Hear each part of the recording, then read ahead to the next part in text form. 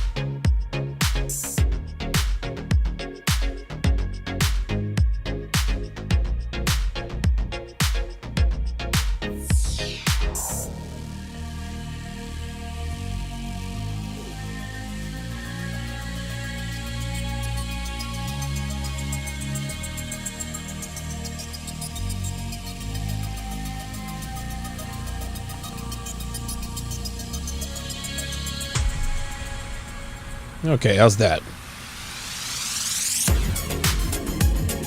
Testing. 1, 2, 3. Testing. 1, 2, 3.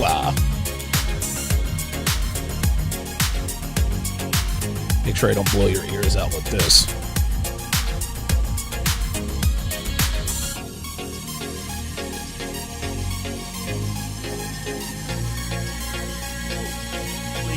On a first date, what are you expecting?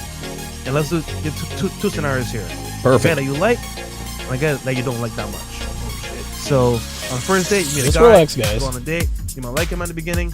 You might not after the end. Okay. So Fresh isn't blowing out our ears, which is mainly my fault. That gives us what, gentlemen? An extra life.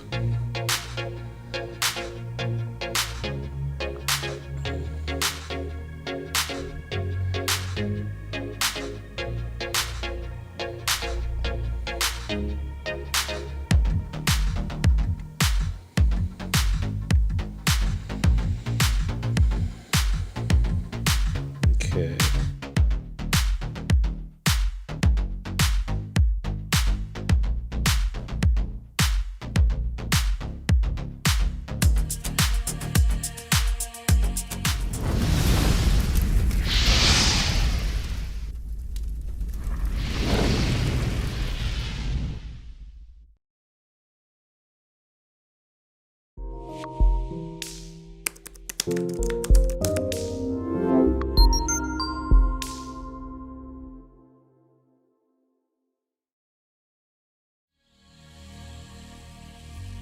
If you treat her better than she treats you, she'll get bored. Don't just give her your attention. Make her earn it. What else can you offer me besides sex? You lost your edge, she lost attraction. That's how it works. Guys, you're gonna have to put in work to build value. Except for the Sigma. For the Sigma is naturally high value with the ladies. What's up, guys? It's your man, Donovan Sharp, and welcome to the 800th edition of TSR Live, your daily dose of toxic masculinity. That was actually not supposed to go down like that. Hang on a second. I'm going to do that one more time, guys. I'm going to do that one more time because I forgot to set the 30-second timer. So let's episode 800, take 2.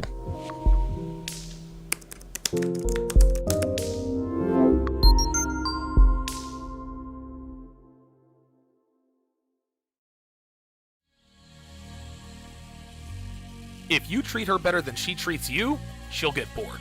Don't just give her your attention. Make her earn it. Hey, I'm a stickler for perfection, guys. Sex? You lost your edge, she lost attraction. That's how it works. Guys, you're gonna have to put in work to build value.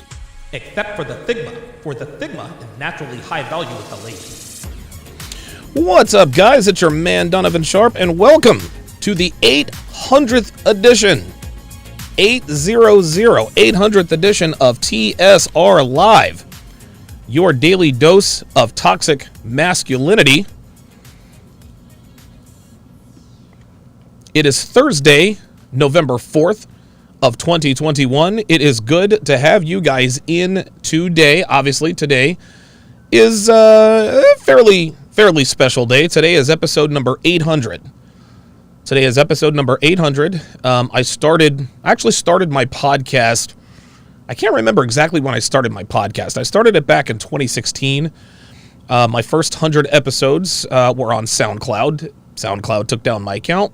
Thankfully for me, I had everything backed up, so you can go all the way back to episode 1, episode 0, the introductory podcast, to check all of the rest of that stuff out. But I showed my face for the very first time in episode 108 on YouTube. That was Labor Day of 2017, and here we are 4 years later.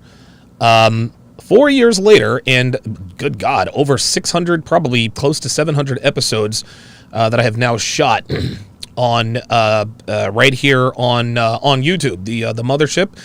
The reason why I did everything live is because I didn't have any video editing experience. I just decided, you know what, I don't have any video editing experience, so I'll just do everything live. And it turns out it's much less time consuming to do videos live than to have somebody editing all of your videos for you all the time. So I'm very fortunate. I'm very, very fortunate to be very good at putting on a live show. All of the production you see is 100% done by me, the moving cameras, everything. Everything is all me. So for those of you guys who have supported me literally since day one, I sincerely thank you guys for your support. Listen, man, here's to another 800 episodes. It's just, it boggles my mind. It really boggles the mind that I've done 800 of these. It's insane. It's insane. It really, really is insane. I hit episode 500 sometime in 2019. So yeah, it appears I'm doing about 200 episodes a year, which is just a breakneck pace. But at any rate, I appreciate each and every one of you guys, all of my subscribers, all of my members, all of my patrons. Everyone, and listen, man, you guys have seen me through, literally through thick and thin. I've had channels taken down. I've been deplatformed on every platform there is, including Teachable, even though I was making Teachable a boatload of money. But either way, I'm happy to be here. I'm fighting a little bit of a headache. I'm thinking it's probably a migraine because it simply will not go away. But I'm here for the people. I'm here for you guys. I'm going to battle my way through it. And you know, the thing is something about doing shows seems to clear up my headaches. It's weird because I used to get migraines a lot more often, if you guys remember. And Jesse, the lead singer of the Failsafe, actually sent me some Imitrex, some migraine medication. Thankfully for me, I think he sent me like 10 or 12 pills. I've only had to use 2 of those pills. So shout out to Jesse, Kieran, Kaio, and Chad of the Failsafe for hooking your boy up with that. Who knows? I might start, playing some, featured artist on the show like I used to, kind of take it back to the old school. As always, we are streaming live to multiple platforms: Facebook, mgtow.tv, manosphere.tv, DLive, YouTube, Twitch, and of course in crystal clear high-resolution 4K to Sharpstream, which is where I stream all of my premium content for free on the app, which can be downloaded for Android or iOS at sharpstream.com. Quick announcement-ish. Devin is actually working on she's working on a software. She's working on getting software that will allow me to stream to all of the platforms that I'm streaming now, as well as, I think, Apple TV, Amazon Fire TV, and I think Roku. So we're looking to add even more platforms for this simultaneous megacast. So and we'll probably roll that out right around the beginning of the year. So stay tuned for that.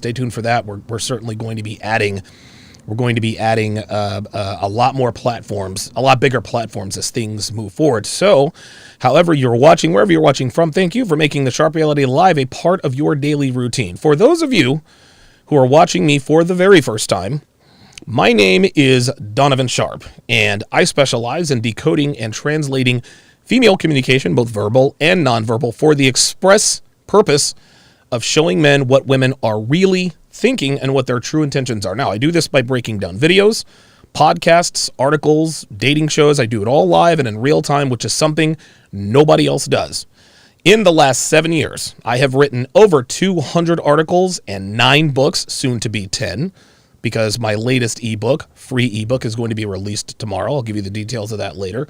I have live streamed almost 40,000 hours during that same time span and have put out tens of thousands of hours of content on just about every platform out there. I have over a dozen video courses designed to help you on your path to dominating life, which includes self-improvement, selecting and training the right woman, accurately decoding female communication, and much, much more. I have been in this community since 2014. I didn't grift here, I started here. So anyone who calls me a grifter simply isn't doing their research. Kevin Ray Wilder can go fuck himself. That's right, Kevin. Go fuck yourself, Kevin Ray Wilder. That kid's a grifter. Anyway, now I just gave the kid content for like 3 weeks because that's all he does is talk shit about men better than him. Anyway, I have collaborated with some of the biggest and most respected men in this space. Guys such as Rollo Tomasi, Alpha Male Strategies, Kevin Samuels, Alan Roger Curry, Roosh V, Myron Gaines, Illimitable Man, Better Bachelor, Everett Overton Coach, Greg Adams, Aaron Clary, and many more. My goal is helping men just like you become the very best versions of yourselves by teaching you the ins and outs of manhood, masculinity, self-improvement, and dealing with women from a position of strength and knowledge. The reason why I am qualified to teach men about masculinity is because I am a self-made man in every sense of the word. I was raised. Shout out to Edwin Hopkins Sr. Didn't teach me a goddamn thing. I had to learn how to be a man on my own. I made a lot of mistakes along the way, but through it all, I have built I am now running my third successful business. I am in what appears to be a solid long-term relationship. We'll see how that turns out. I'm more financially stable than I've ever been in my life, and I did it all on my own. Nobody taught me anything. Yes, I did have some help along the way. Guys like, Kevin Samuels, who we sort of mentored each other along the way. Then he sort of turned into my mentor. Joe Trainum, Damon Lindley, who taught me on the sales side. But by and large, guys, nobody taught me how to do what I do. And so if you're going to get advice on how to become a man, become a self-made man, listen, man, take it from somebody who has made every mistake under the sun, who has been good God, back in 2009, I was literally homeless. I came back from all of that to accomplish everything that I have accomplished now. So please, guys, if you like the channel, if you like the content, hit the subscribe button and share this content with anyone who pees standing up. Shout out to the snipers on the Sharp Stream side, Geeky Anomaly, Hell Fong, Dre Raven is in the house, Apollo 137, J Blaze 11, Damian Hanma, Slapduck, and J Mac, of course, and the lovely and talented Devin. Shout out to the sharpshooters, the sharpshooters on the YouTube side. Smoke Some with Loop says let's go. Stephen White, Joshua Mays, Dre Raven, Double Dippin', Dr. B84, Mario Chichmanov. I hope I'm pronouncing that correctly. Juan in Chicago. Robert Eliezer is in the house. Good to see you in here as always. Clifford Charles, been a while since I've seen you. Good to see you in here. Slambright, welcome to Chat Privileges. At Slambright, to welcome Slambright to the TSR family. If you would, Slambright, put in your age and location. As a matter of fact, let's go ahead and do an age and location check. Everyone put in the chat how old you are and where you live, city, state, whatever the case may be. Whiskey Sigma, also welcome to Chat Privileges. At Whiskey Sigma, to welcome him to the TSR family. So it is good to see you all in here again. Age and location in the chat. For example, 44 Philadelphia, PA. This is how communities of like-minded men are built. You never know. One of these guys in the chat could literally live right around the corner from you guys. I have a fantastic show in store for you today. I'm going to be breaking down a Kevin Samuels Instagram interview. I'm also going to be breaking down a Fresh and Fit segment that's going to come up. That's going to be coming up a little bit later on. But what I'm going to be talking about first is an article that Kevin Samuels sort of discussed and broke down on his opening monologue yesterday. So Kevin Samuels did an episode yesterday, and it was entitled, "Do High Value Men Control Women?" And what he did is he broke down an article that was written. Let me go ahead and bring this up here. It was written in the New York Post. It was written by Andrew Court. Andrew Court wrote an article that actually published a couple days ago entitled, quote, "Men with Golden Penis Syndrome are ruining sex and dating for women." Isn't that interesting? Men with golden penis syndrome are ruining sex and dating for women. Okay, well, let's jump in here and see what this is all about. Beware of the college grad cad. The article starts. Let me get this video out of the way. I hate when they bombard you with the damn video. There we go. Beware of the college grad cad. Men with college degrees have become so cocky that they're ruining romance for their female counterparts, one leading expert alleges. Just 40.5% of college students in the United States are male, according to the National Student Clearinghouse, meaning they're in short supply and in high demand when dating on campus. Well, okay, I guess that makes sense. A lack of competition has led these men to develop, quote, golden penis syndrome, an arrogance that stems from the assumption that a steady supply of females will be sexually interested in them. So let me just go ahead and stop it right there. Golden penis syndrome, he calls it, a, quote, arrogance that stems from the assumption that a steady supply of females will be sexually interested in them. Around these parts, we call that the abundance mindset. You know, it's interesting. Women control the dating market. They control access to sex. We say this all the time in this community. Women control access to sex. We control access to relationships. Well, if there's no sex, there's no relationship. So really, women control access to sex and relationships. Am I right? So what these men have figured out, these men with golden penis syndrome, according to Andrew Court, it is an arrogance that stems from the assumption that a steady supply of females will be sexually interested in them. So he characterizes the abundance mindset as something that is arrogant. So we already know that Mr. Court is certainly not team man. Don't want to pass judgment here. Listen, I'll give him a few more paragraphs before we pass judgment here. Golden penis syndrome, he continues, has led these smug males to engage in dastardly dating practices such as cheating and ghosting because they're confident that another woman will always be waiting around the corner. Holy shit. Again, smug and dastardly. So because a small group of men have figured out that they're going to be swimming in punani no matter what, now all of a sudden they're smug. Now all of a sudden their strategies are dastardly, cheating and ghosting. Did it ever occur to Mr. Court that women have done the same thing for the last 2.5 decades? Think about this. And again, law number 26 of the 49 Laws of Sharp, which can be purchased at donovansharp.com/49laws.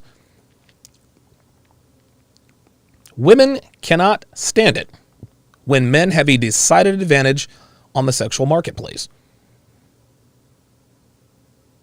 They cannot stand it. When men play the game better than they do, that's the only time it's a problem. A woman will date 10 guys, cheat on all 10 of them, she'll ghost guys, she'll flake on them, this and that, but as soon as a guy runs the gambit on her, it's men ain't shit, men are dogs, men are trash. Well, Mr. Court here is doing the exact same thing. Because a man has figured out that he is going to have a steady stream of hot young females paying him sexual attention, now all of a sudden the practices that women have been engaging in, such as cheating and ghosting, because they're confident that another man will always be waiting around the corner, he wants to characterize when we do it as dastardly.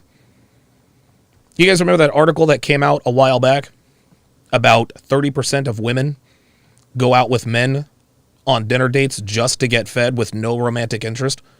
They call that smart dating. They call that financial shrewdness. One of the models I hired actually admitted this to me. Well, hey, if it's the 21st of the month and I know I'm not going to get it, yeah, I'll download Tinder to feed myself. Women admit this outwardly. And not only are they encouraged to do this, they are praised when they do it. Yet, when the dine and dash dater does it to women, he gets national ridicule. All of a sudden now, he's smug and engaging in dastardly dating practices. So when women do it, it's smart, it's empowering. You go, girl, never settle. But when men do it, because of our abundance mindset, it is smug, dastardly, and an arrogance. Let me get this off the screen here. There we go. The term was reportedly coined by frustrated female students at Sarah Lawrence College in upstate New York, where 3/4 of all enrollees are the fairer sex. Journalist John Bierger believes many college-educated men in their 20s, 30s, and 40s have also developed GPS because they're similarly in high demand when it comes to dating. The sex ratios among college-educated hetero singles in Manhattan is approximately 3 women for every 2 men. I've interviewed a lot of men who are continuing to take advantage of that imbalance, Bierger told Mel magazine. So out in the real world, for every 3 available hetero single women, there are 2 men, which leads to, obviously, competition. But again, it's characterized as them taking advantage of these imbalances. So what is it? What do you characterize it as when women themselves take advantage of all the thirsty guys on Tinder when they're swiping left and right until their fingers bleed? Clearly, the ratios on dating apps are skewed in favor of women. Nobody's complaining about that. Nobody's complaining about the fact that most men strike out every single time on dating apps because, well, women have a lot of options. Way back, incidentally enough, in episode 499, number 3, hang on a second. In episode 499, I talked about this very phenomenon. When the script is flipped on women. When the script is flipped on women, they can't stand it. Take a look and listen. So many options available that guys don't try at all. She says it's like sitting there with a huge menu in front of them, and it's so overwhelming that they cannot decide what to eat. If they try me out and I am not immediately to their liking, they move on easily. There's no need for effort, and it's sickening. Of course, they blow me off. They barely even think of me as a human being. I am just another face on the screen. Oh. Sound familiar, gentlemen? Oh, how the tide has turned on Ms. Horton. You see, guys, what she is describing is the inverse of what she experienced in her 20s. You see, in her 20s, she sat there with a huge menu of men in front of her. In her 20s, she was so overwhelmed that she couldn't decide what to eat, or in other words, who to sleep with. If the men she tried out were not immediately to her liking, she was the one who moved on easily. In her 20s, she didn't have to make any effort, and she blew off countless men. She didn't think of men as human beings. They were just another face on the screen. You know, it's funny when women complain, or when women don't like when men play the game better than they do, right? A woman will lie to men. She'll cheat on boyfriends. She'll use men they have no... Women will use men they have zero sexual interest in for free dinners and divorce rape their husbands. But as soon as one man plays the game better than she does and gets over on her, oh, now it's a problem. Now it's men ain't shit. Guys, there are countless articles talking about girls who use men for free meals by misleading them about their sexual interest in them. Everybody praises these women for this brilliant plan. But then as soon as we get a guy like the dine and dash dater out in California who is dining and dashing on women, now it's a problem. He gets jail time and national ridicule while women get a pat on the back. Females hate it when they do not have a decided advantage on the dating market. I dig that Voltron shirt. I wonder where that's at. And there are really only two things that put them at a disadvantage. Number one, they run up on a dude who just plays the game better than they do. And number two, they get old. And this is where Amy Horton finds herself now. What she did with men in her 20s is exactly what is being done to her now, and she doesn't like it. Then she wants to whine about, I'm just another face on the screen. Cry me a river, ho. The article continues. Bierger, who penned the best-selling book Datanomics, How Dating Became a Lopsided Numbers Game, further explained to the Daily Mail, quote, "We are seeing a generation of young men who think they're Adam Driver or Michael B. Jordan. Of course, it's not about them, it's the ratio." He continued, when men are in undersupply, the dating culture becomes less monogamous. Men are more likely to treat women as sex objects and treat relationships as disposable. Interesting. Now, Kevin pointed out this parallel when he broke this article down about this treating women as sex objects. Well, guess what? The script has officially been flipped. You see, as recently as probably 2, maybe 3 years ago, women treated men as commodities. Women treated relationships as disposable. Why? Because they had what they thought were endless options. But what they're really beginning to figure out is that all of these men that most of these women are dating are the same guys. That's really what this comes down to. And by the way, this is John Bierger of Dating Economics. So again, when women take advantage of these skewed ratios, no problem. When men take advantage of it, we're smug men who are arrogant with golden penis syndrome. The article continues, not only are men with golden penis syndrome more likely to treat their dates badly, they may also be inclined to put much less effort into their physical performance, for their physical appearance and their sexual performances. That's 100% wrong. What he is describing are fuckboys. And one thing, and Geeky Anomaly actually pointed this out in the chat when we were breaking down F-Boy Island, which was an abject disaster, is that there's no such thing as an F-Boy or a player or a high-value man who's playing the field who doesn't put effort into their physical appearance. F-Boys, high-value men, players always look good, they're always in shape, they're always very well dressed, always very well groomed, and they always smell fantastic. They always look good. Now, as far as their sexual performances are concerned, they could not give less of a shit. Because why? Well, hell, if she doesn't like fucking me, I know that another woman will probably like fucking me. This is why I told you guys way back in episode 17, 4 reasons you should not give a shit about a woman's needs in bed. When I wrote that article, I had been dating Devin for 2, maybe 3 weeks. I was still smashing 2, 3 girls at a time. I did not care about my sexual performance because I knew I had more than one. Bierger, I'm just going to call him Berger, previously spoke with the Post, declaring that that dating was particularly dire for heterosexual women in New York. Oh, look at this caricature of this guy. Looks like he's paying attention to his... Listen, he's got a custom tailored suit. He is nicely groomed. Probably smells like Blue de Chanel. College-educated women are more likely to date among their own milieu of college-educated men. But as their numbers are so skewed, they're in for a rougher time.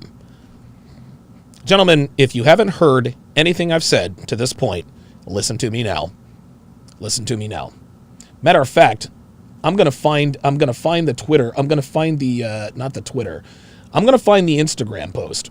I'm gonna find the Instagram post that I talk about the fact that when women compete for men, when men compete for women, women are terribly behaved. They're terribly, terribly behaved. Oh, here we are. Let me see if I can find it here. And this is, dude, this is the case in every sexual marketplace. Every single, here we are. Here we are. Nope, actually, nope, that's not it. Even though that's very true. Even though that is actually very, very true. Let me see if I can find it here. I should have had this up, but it is what it is. When women compete for men, they are on their best behavior. When men compete for women, women are on their worst behavior. Case in point, The Bachelor and The Bachelorette. Women on The Bachelor, when they are competing for one man, okay, I can't find it, doesn't matter. When women are competing for one man, they're docile, they're feminine. Now, of course, behind closed doors with the other women, they're always catty.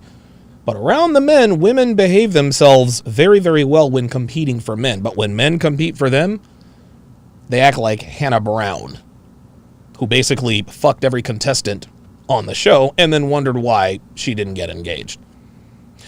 Berger told the Post that the imbalance is also exacerbated by New York's large population of gay males. Oh, did not see that coming.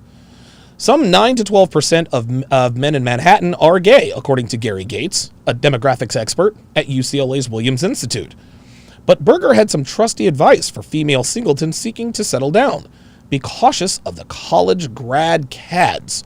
He says, quote, I would be very wary of guys who have remained never married into their late 30s and 40s, he explained to the Daily Mail, especially the better looking ones with good jobs. These men are having too much fun playing the field. Too much fun playing the field. So when we're having fun playing the field, it's a problem. We're just having too much fun, right? He also advises women to be assertive when pursuing romance, stating, quote, fact is, men like women who like them. Also, a man is much less likely to take advantage of a woman who puts herself out there. Well, he actually spoke a nugget of truth here, guys. We like women who like us back. I can't tell you how many girls I smashed in Vegas who genuinely just did not like me. They just didn't like me. And sometimes that's a bit of a hard reality to sort of swallow. Okay, this girl likes smashing me, but does she really like me? And the more time you spend with her, the more obvious it becomes, this girl really doesn't like me. Devin and I are watching a series. I think it might be on Discovery Plus. It's called Dope Sick. It's sort of a biopic of the OxyContin epidemic that started in the early 2000s with Purdue and OxyContin being highly, highly addictive and destructive and deadly, and Purdue doing their level best to sort of sweep it under the rug. Well, one of the young salesmen who used to work for Purdue made all this money, and he kind of catches a strike of conscience. He figures out that OxyContin is indeed very, very bad for its patients, and this is drug addicts or people who are genuinely in pain, and he begins to maybe question whether or not he should walk away. Oh yeah, Dope Sick is on Hulu. Thank you guys for that. Anyway, he's having, I guess, a little bit of a fling with one of his fellow sales women. And they're talking about, we need to report this and people are getting sick. And the girl is like, dude, this is the golden goose. Keep your mouth shut. So she turns around to walk away and he asks her, no, they were at some sort of party. I think they were celebrating $1 billion in sales. And he almost gets in a fight with one of the other salespeople, and she kind of breaks it up. And she's like, come on, let me take you home and you can take advantage of me. And he kind of looks at her. He says, do you even like me? And she paused for a second and she's like, yeah, sure. He knew she was lying and just got up and walked out. Right? Men, we like women who like us. We like women who like us. Women, if you like a guy, show him that you like him. Show him that you like him. Throw yourself at him. But then, of course, in the same breath, also, a man is much less likely to take advantage of a woman who puts herself out there. Well, guess what? As Michael Jordan famously said, you miss 100% of the shots you don't take. Women, ladies, if you really, really want to get linked up, you got work to do. You've got work to do. The younger you are, the less work you have to do. Men, we're starting to figure out that as soon as we hit the big 3-0, we are the ones with the advantage. And we act accordingly. Call us arrogant, call it golden penis syndrome, call it whatever you want. But that doesn't change the fact that it is our advantage, and it's game, set, match out here in these streets. Fuck what you heard. All right, very good. 751 people watching, only 252 likes, guys. Let's keep the engagement up over 50%. Let's get me to 300. Let's get me to 375 likes, according to my math. Half of 750 is 375, I think. Not a mathematician. So, guys, if you would, get the likes up. I would greatly, greatly appreciate that. Jay Woodyer Jr., $2. With the $2 super chat, says 43, Nashville, Tennessee. Congrats on 800, bro. RIP, RPM. Appreciate that. I've heard that Nashville is like sneak tip, one of the coolest, best places to live in America. It's like one of America's best kept secrets. Stephen Ortiz, $20 super chat, says, oh boy, mediocre, idealizing sucker, read that backwards. Somebody decode that for me because it's probably very funny. Slambright, $5, says abundance mindset for a man is the masculine equivalent of, quote, secure the bag for women. Women do it, stunning and brave. Men do it, it's the patriarchy. Ice Dragon Kid says winter has arrived. Yeah, a lot of bitches when I was in the hospital with COVID. Winter came early for him. Yeah, it did, but now it's spring. Fuck off. Kenny Warren, $5, says, not getting notifications for your lives, but I really enjoy your content. I donate to Kevin Samuels and Coach Greg Adams, so I'll step up here too. So here's another. Appreciate that, Kenny. Appreciate that, Kenny. Yeah, guys, if you want to follow the directions on the screen. Right now, YouTube is they're in the middle of purging a lot of the accounts. So everybody's losing subscribers because what YouTube is doing is they're going in and they're unsubscribing people who haven't watched a channel that they're subscribed to, which makes perfect sense. So usually about once a month, I will send out a push notification to remind you to subscribe to the channel. And then, of course, enable, like it says on the screen, go over to the bell, click the bell, and go down to all. That will let you know. When I go live on YouTube. You can actually get another layer of notification by signing up for the SharpStream mobile app. It's available on sharpstream.com, iOS or Android. Enable push notifications, and the SharpStream app will let you know every time I go live on any platform. So make sure you resubscribe, make sure you hit the bell. If you can't rely on YouTube, and a lot of people are saying they probably can't, simply download the SharpStream app and enable all notifications. My new ebook actually drops tomorrow, so pay no attention to that. Drops in 2 days. 14 questions she'll ask on the first date and how to correctly respond. This is my 10th book. It is brand new. It is going to be absolutely free. If you want to be the first to get it, if you want to be among the first to get it for free at 10 o'clock a.m. Eastern Standard Time, 10 o'clock a.m. Eastern Standard Time, 7 a.m. Pacific, go to donovansharp.com/newsletter, plug in your very best email, and the book is yours as of tomorrow at 10 a.m. Eastern, 7 a.m. Pacific. Sin, 3232, $5. Appreciate your hard work. Keep it up. Thank you very, very much. I appreciate that very much. Okay, let us get to the next segment of the show. So, Myron and Fresh, the Fresh and Fit boys, did a live stream last night, and I forget what it was about. But during that live stream, they asked the ladies 2 questions. They said, "Okay, what do you expect from a guy on the first date?" The second question they asked is, "What do you bring to the table to a guy on the first date. Thought that was very interesting. So let's jump in here and break this bad boy down, shall we?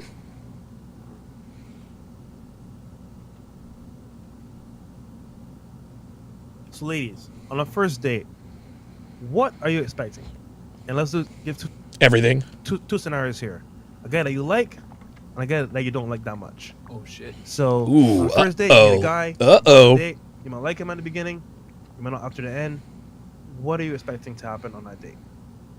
We'll start here with We'll Miss start- Pop Block.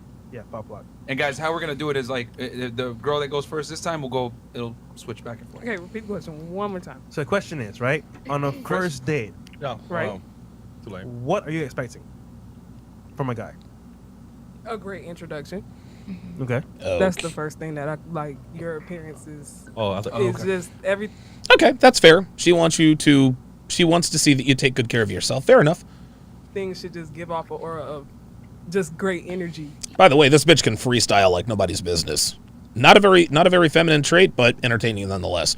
You shouldn't come up to me and just like, look, So, Then if you look, I'm gonna give you a attitude. So dress well. Yeah. Fair enough. Anything else? Well, dancing. no. Block it. Clutch, bitch. Not to say you should have like, you should flex, but you should come at your best. You feel me? It should always be like different. So the first introduction should be the best. Listen, So for every she's being honest. She's being very honest, but this girl is not very feminine at all. The lack of femininity is a huge, huge, huge turnoff for me with this chick. thing going forward, it should just go as well. Like I don't expect too much as a person. So I don't expect too much as a person. That speaks to her self-esteem or lack thereof. like I'm normal myself. I'm different. So I'm normal myself. I'm different. Nope, you're pretty much the same as all the Miami hoes out there. Tattoos, masculine energy, I wouldn't reasonably good looking. expect much from a dude. So we're going on a date, we're vibing, having fun. You don't want nothing. I'm kind of different. I don't know. Oh, here we It's go. like- Here we go. Here we go. Ay, ay, ay. It's so funny. Girls want more than anything to be unique. To be unique, to be different. Well, I'm not like other girls. Yes, you are. Me, Donovan Sharp, I'm like most guys. I like young, attractive women who are in good shape, who are feminine, docile, and submissive. That doesn't make me unique. Come on, what's wrong with being a woman? Like, just keep it real. I'm not too much. Like I'm not too much to like please because I have enough myself. So just Oh, here we go. Here we go. imagine like Malik says she was cool, but so masculine. Yeah, I agree. Like, she was cool. Like, she didn't have no attitude or nothing, but she's basically a dude. the same amount of things that I'm providing, you should be able to do the same as much as me. Okay. I shouldn't be able to give too much and you're giving so little. You feel me? So it's like a first Right. And what exactly do you give? What do you bring to the table? date. Matter of fact, no. Flowers is good. Oh boy. See, she lost me right there. Flowers is good. So you're telling me that you like flowers on the first date? Fuck out of here, dude. Dude, you want to know what happens if you bring a girl flowers on the first date? That's it. You're out. You're out. He brought me flowers. I want to fuck him, said no woman ever.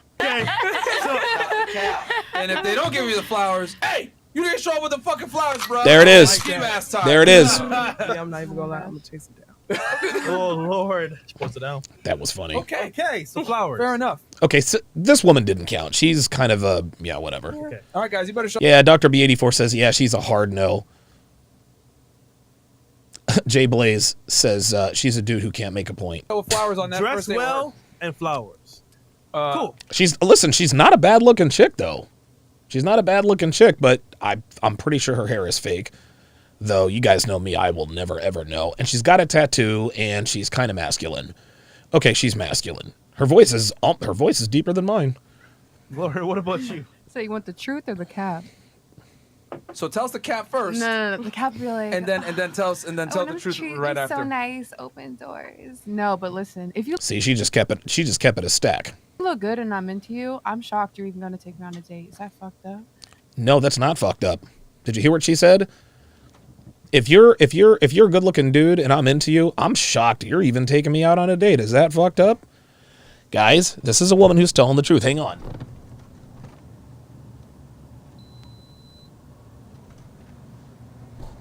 This is a woman who's telling the truth, okay? This is a woman who understands the inherent value of high-value men. That's what she's literally saying. She is telling you, hey, I don't really deserve to be out here. And Lauren is pretty, but she's got a little too much fat for my taste. I don't know. I don't know what her IG is. I might pull up her IG a little bit later if I have time, but I got to get a look at the midsection. Because if you tell me where to pull up, I'm gonna pull up. If I'm gonna be 100% honest. Damn. So Lauren's a hoe. Got you. Okay. Yeah. If you look good, you look good. I mean, he opens the door, doesn't. I don't care. He's still fine. I mean, that's the right answer. Uh-oh. That's a white girl. That's a white girl who just called somebody fine. Now, white girls call good-looking white guys hot, right? But if a white girl says he's fine, what does that usually mean?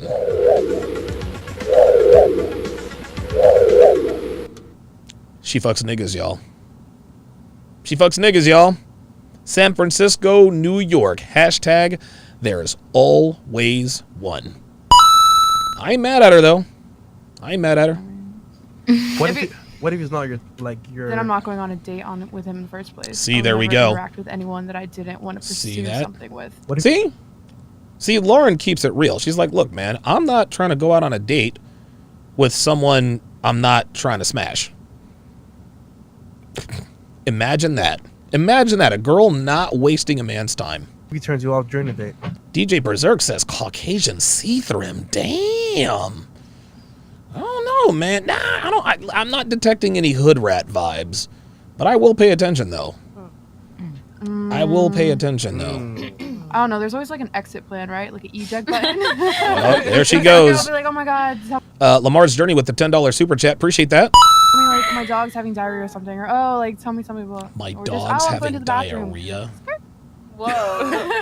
Don't do that. Casual Germ said that's the chick that roasted Red. Really? Okay.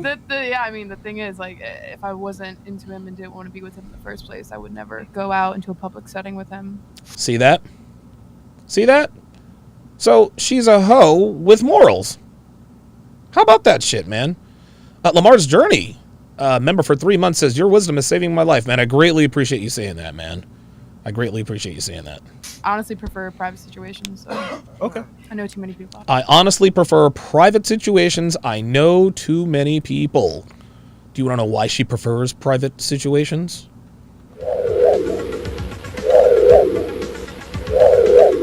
She fucks niggas, y'all. And she knows that in order to have chance with white guys into the future, she can't be seen in public with niggas.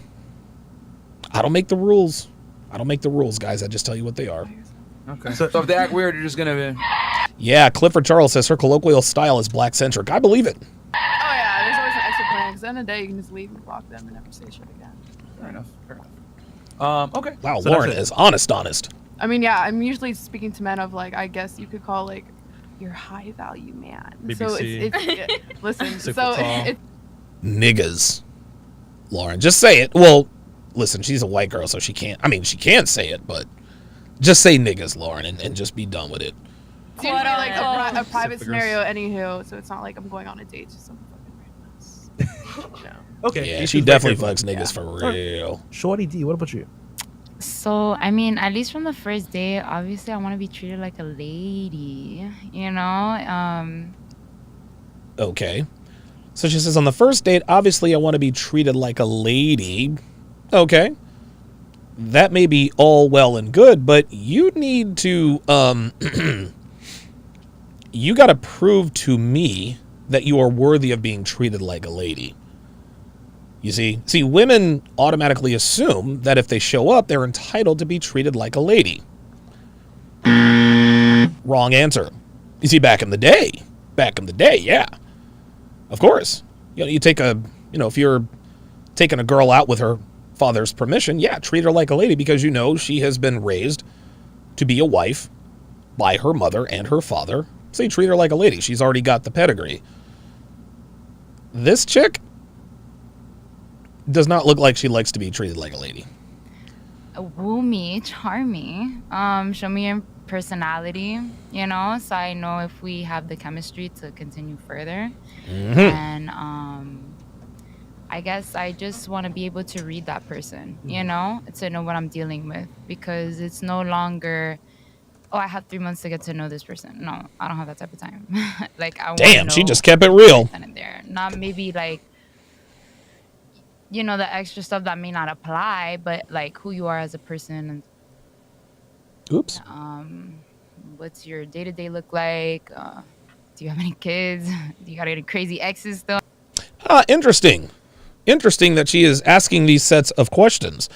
She just asked a couple of questions that are in my new ebook, which will be dropped tomorrow. 14 questions she'll ask on the first date and how to correctly respond. So Cardi C, as you guys are calling her, is kind of giving up the game. Let's continue. On your tail. Am I going to be in trouble for messing with you type of thing? See, there we go. And ultimately, I'll decide right then and there if it's worth pursuing romantically or even as a friend or just deading it right then and there, to be honest. So Damn. basically you want info just to kind of figure out, okay, is he worth the time? Is he worth my time? Yeah. Okay. You want a nice guy? Is Can he show up worth without my Timmy someday, time? or Are you kidding me?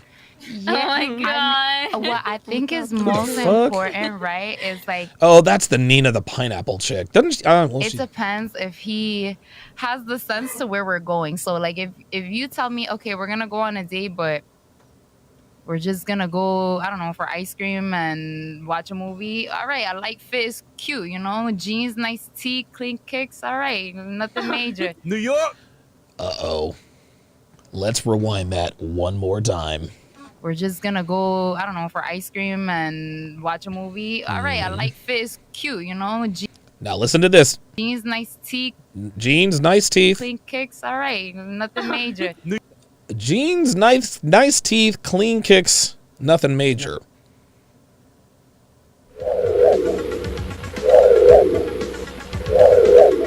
She fucks niggas, y'all. We got two Night Riders. We got two Night Riders on the panel. When's the last time you ever saw that? Wow. New York. And like I like urban wear too, so I could appreciate someone who has Dude, I love this fucking ski mask bit Myron does. versatility. This shit is hilarious. Like him? This man. Would you give me a date? Yo, so I'm not even gonna lie. I had to change my type because that was my type. No, baby girl. That is your type. Because look, Myron's got a pink ski mask on. He's got a pink ski mask on and a fake plastic gun. Look how she's looking at him. Has versatility, cute, Look, jeans, watch how she's looking at Myron. Tee, clean This is kicks, funny as hell. right, nothing major. New York. And like Watch. I like urban wear too, so I could appreciate someone who has versatility. But Versatility? Clifford Charles says technically all Latinas are Night Riders. Yeah, you're probably right. Like him? This man. Look. Would you give me a date? Yo, so I'm not even gonna lie. I had to change my type because that was my. That was my type. That was my type. Stop the cap. No, that is your type. That is your type. Look at her. She's looking at him. Looking at him like a steak. Type. It was. That was my type. I like the bad boys, but the bad boys wasn't good for my heart. No. How about that? Yeah, she's in the gangbangers. She's in the gangbangers, y'all. New York. He's like, oh, what? Yeah. She's into gangbangers. Does this also mean she got a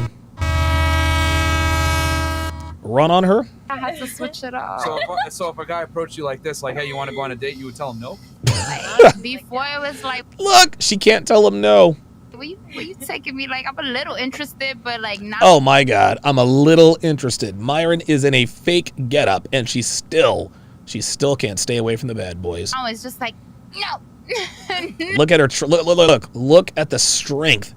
Look at the strength she is having to conjure up to tell a fake gangbanger no. Tell a fake gangbanger no. Yeah, she's an around the way girl. She's around the way. Yeah. No. I just robbed a sneaker store before this. Son, and that's why I can't deal with you, because you might blame that shit on me. You might want to lay down and do the time. Like, no. Well, I know. Look at her.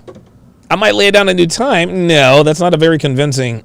No. She's down with it. Definite G with the comment of the day says it ain't no fun if the homies can't get none. Real talk. You down? I just robbed a sneaker store before this.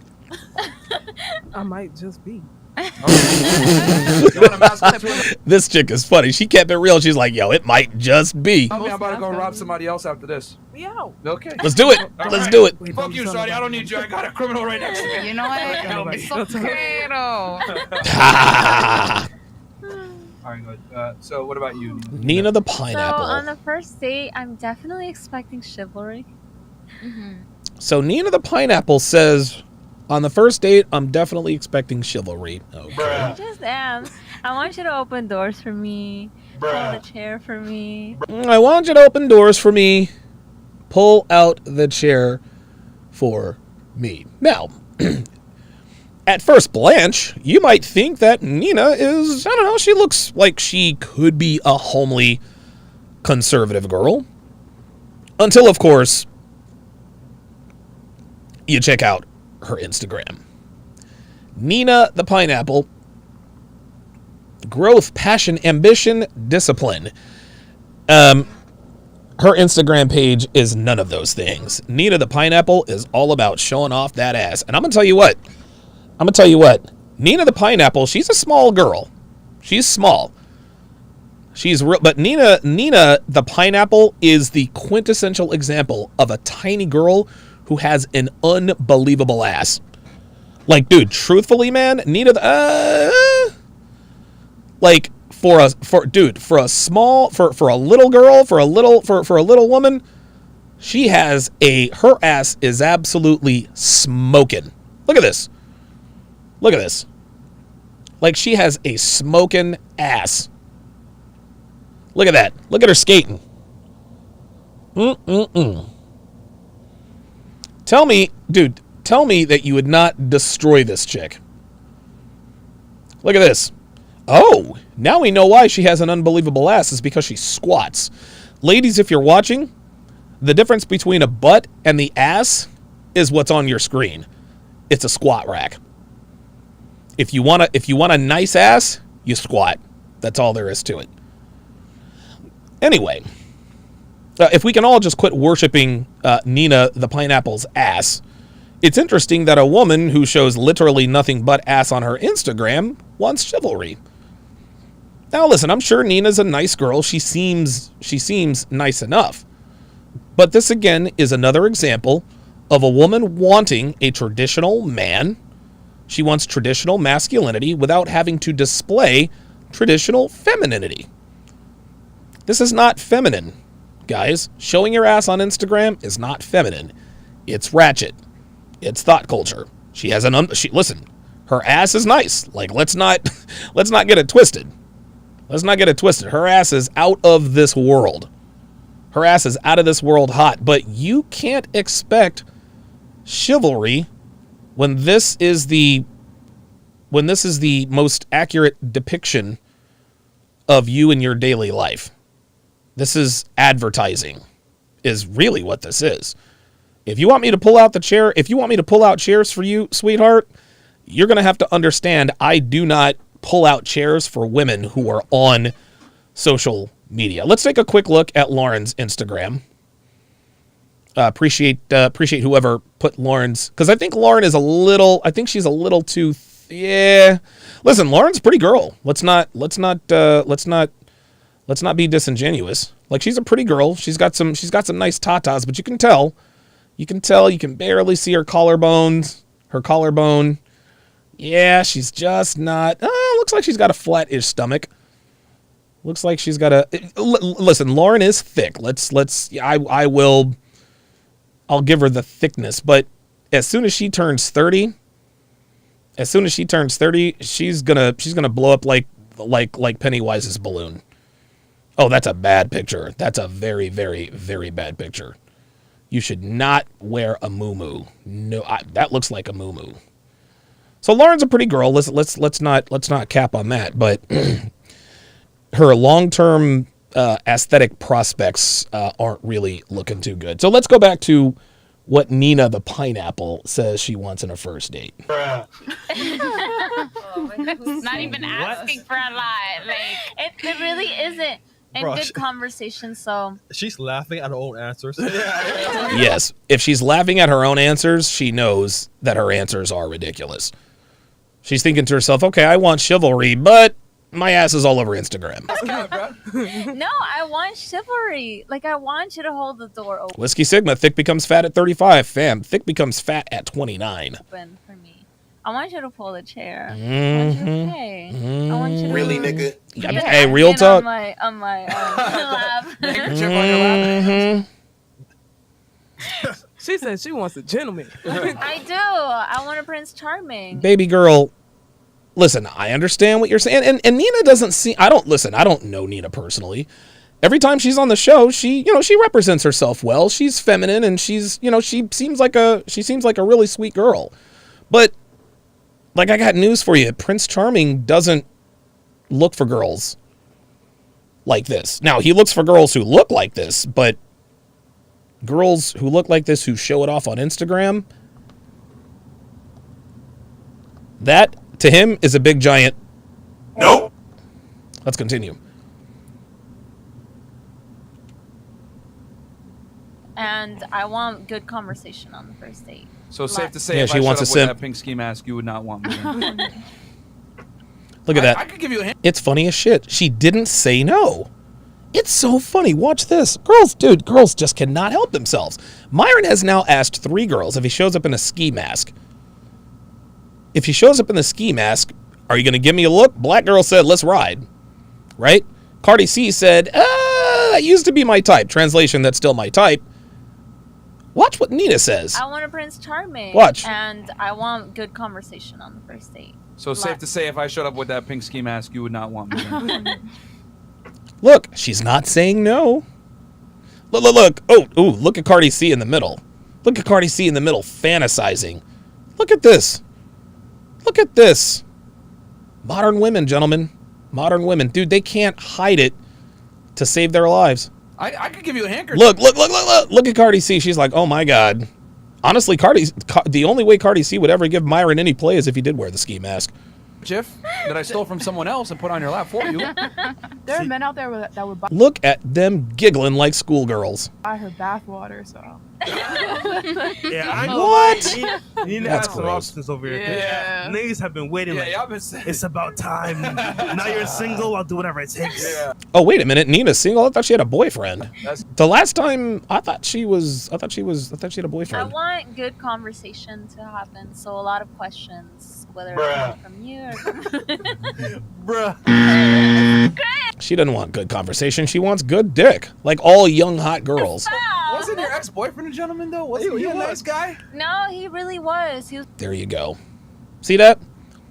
You see that? Myron just pulled her card. Wasn't your ex-boyfriend a gentleman? Yeah, he was. That's why he's your ex, sweetie.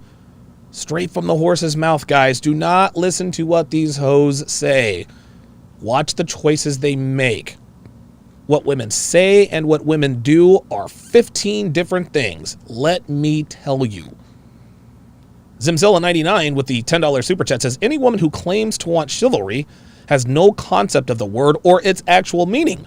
I doth think the harlot protests too much. Forsooth, thou shalt not keepeth. Oh my God. Yo, my man Zimzilla went King James version. That's funny as shit. Dude went King James. amazing, beautiful person, but Beautiful person, but not with him anymore. And he lost And you. that's why he's single now. Look at Nina. Look at Nina. Yeah, sweetie. Just keep it real. sometimes people just grow apart. Yeah, I and sometimes people are like, Oh, sometimes people just grow apart. I'll tell you what, man. This is like a 3-1 fastball right down the middle. Sometimes people just grow apart. You know, I cover this in my Womanese series. And if you look at Lauren, you can tell she knows what this really means. When women say, we grew apart. Watch and learn. We grew apart. I cheated. A woman will never come right out and say, I cheated. She'll sugarcoat it with something nebulous like, we grew apart, as if to imply that it magically forced her onto another man's dick. When a woman says this, it means she cheated. Period. DonovanSharp.com/womanese to get the video, audio, or written version. Over 600 translations, just like the one you saw on your screen. Happier apart than they are together. Yeah. That's why you don't be a nice guy, guys. There it is. See that? See that? Fair enough. Okay. He knows. Anything else, Nina, you want to say to that? Yeah, follow me on IG. Yeah, chivalry is not dead. Oh my god. No, chivalry is absolutely dead. And women like you killed it, goddammit. It's so funny. Like, she says chivalry is dead as she just giggles. What about you? What was the question again? Yeah. Oh my god. Okay, so this chick is an airhead. She's an airhead because she's a pothead. Women like this who smoke as much weed as she purports to smoke, she's gonna end up just watch. Stupid. Okay. Okay. So on a first date, what do you look for from the guy? I mean, I would say the same thing. I like chivalry. I like if you pick me up, you have a blunt. Whoa! Whoa. I like chivalry. I like if you pick me up, you have a blunt. What? Not the the bad shit, the good shit. You know, I'm pretty simple. I like to eat food, smoke weed. Oh my god. Oh wow. Not a weirdo. You know, there's some weirdos out here. Facts. Trying that out. Why you being weird with me? Okay, so this chick is a basic bitch. That's a basic bitch, guys. The woman you're seeing on your screen is a basic bitch. Stay tuned, guys. The Kevin Samuels interview with the woman who says that she's never been average is coming up soon. Get married. Oh my god. Miami, so I don't know about So you want a good time and a blunt? a couple No, she wants a blunt and a good time. blunts. Couple blunts. Okay. Okay. Unbelievable, dude. Interesting. Unbelievable. That was a very Now, let's reverse this. Here we go. What do you give the guy on the first date? My time. Did you hear that? Did you hear what this bitch just said? What do you give on the first date? My time. Guys, I say this all the time. The reason why women don't feel guilty about taking advantage of men they have no sexual interest in for the purposes of getting fed is because in a woman's mind, if she graces you with her presence, it is you who are indebted to her, even if you spend money on her. So she wants a guy to pick her up, have a blunt, have a good time, good conversation, good dick. And what does she bring to the table? Oh, wait a minute. Her time. This bitch, again, she's a basic bitch. And she just thinks that her time is so valuable that she's just entitled to all that just for showing up. Can't make this stuff up, guys. Dr. B84 says, I've heard nearly 50% of the womanese phrases in real life now. Oh, yes. You will hear them all. Okay. Unbelievable. Let's add something. Oh to my god, this is insane. Oh, tangible. What, is this time less value? Is this time of less value? Wait a minute. She says time is not tangible. Oh my god. Oh boy. Tangible.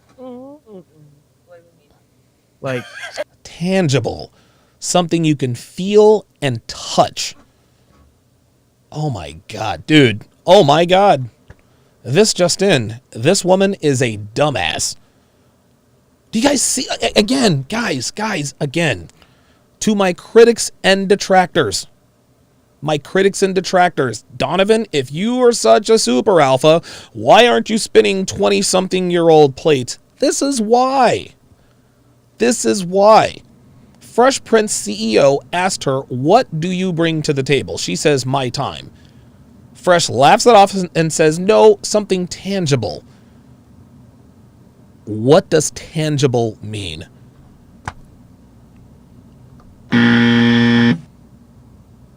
Like, it doesn't get any dumber than that.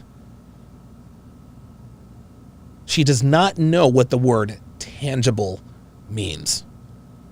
Nina's looking at her like, bitch, really? It's not What does just that like mean? Oh time my- and space and wind.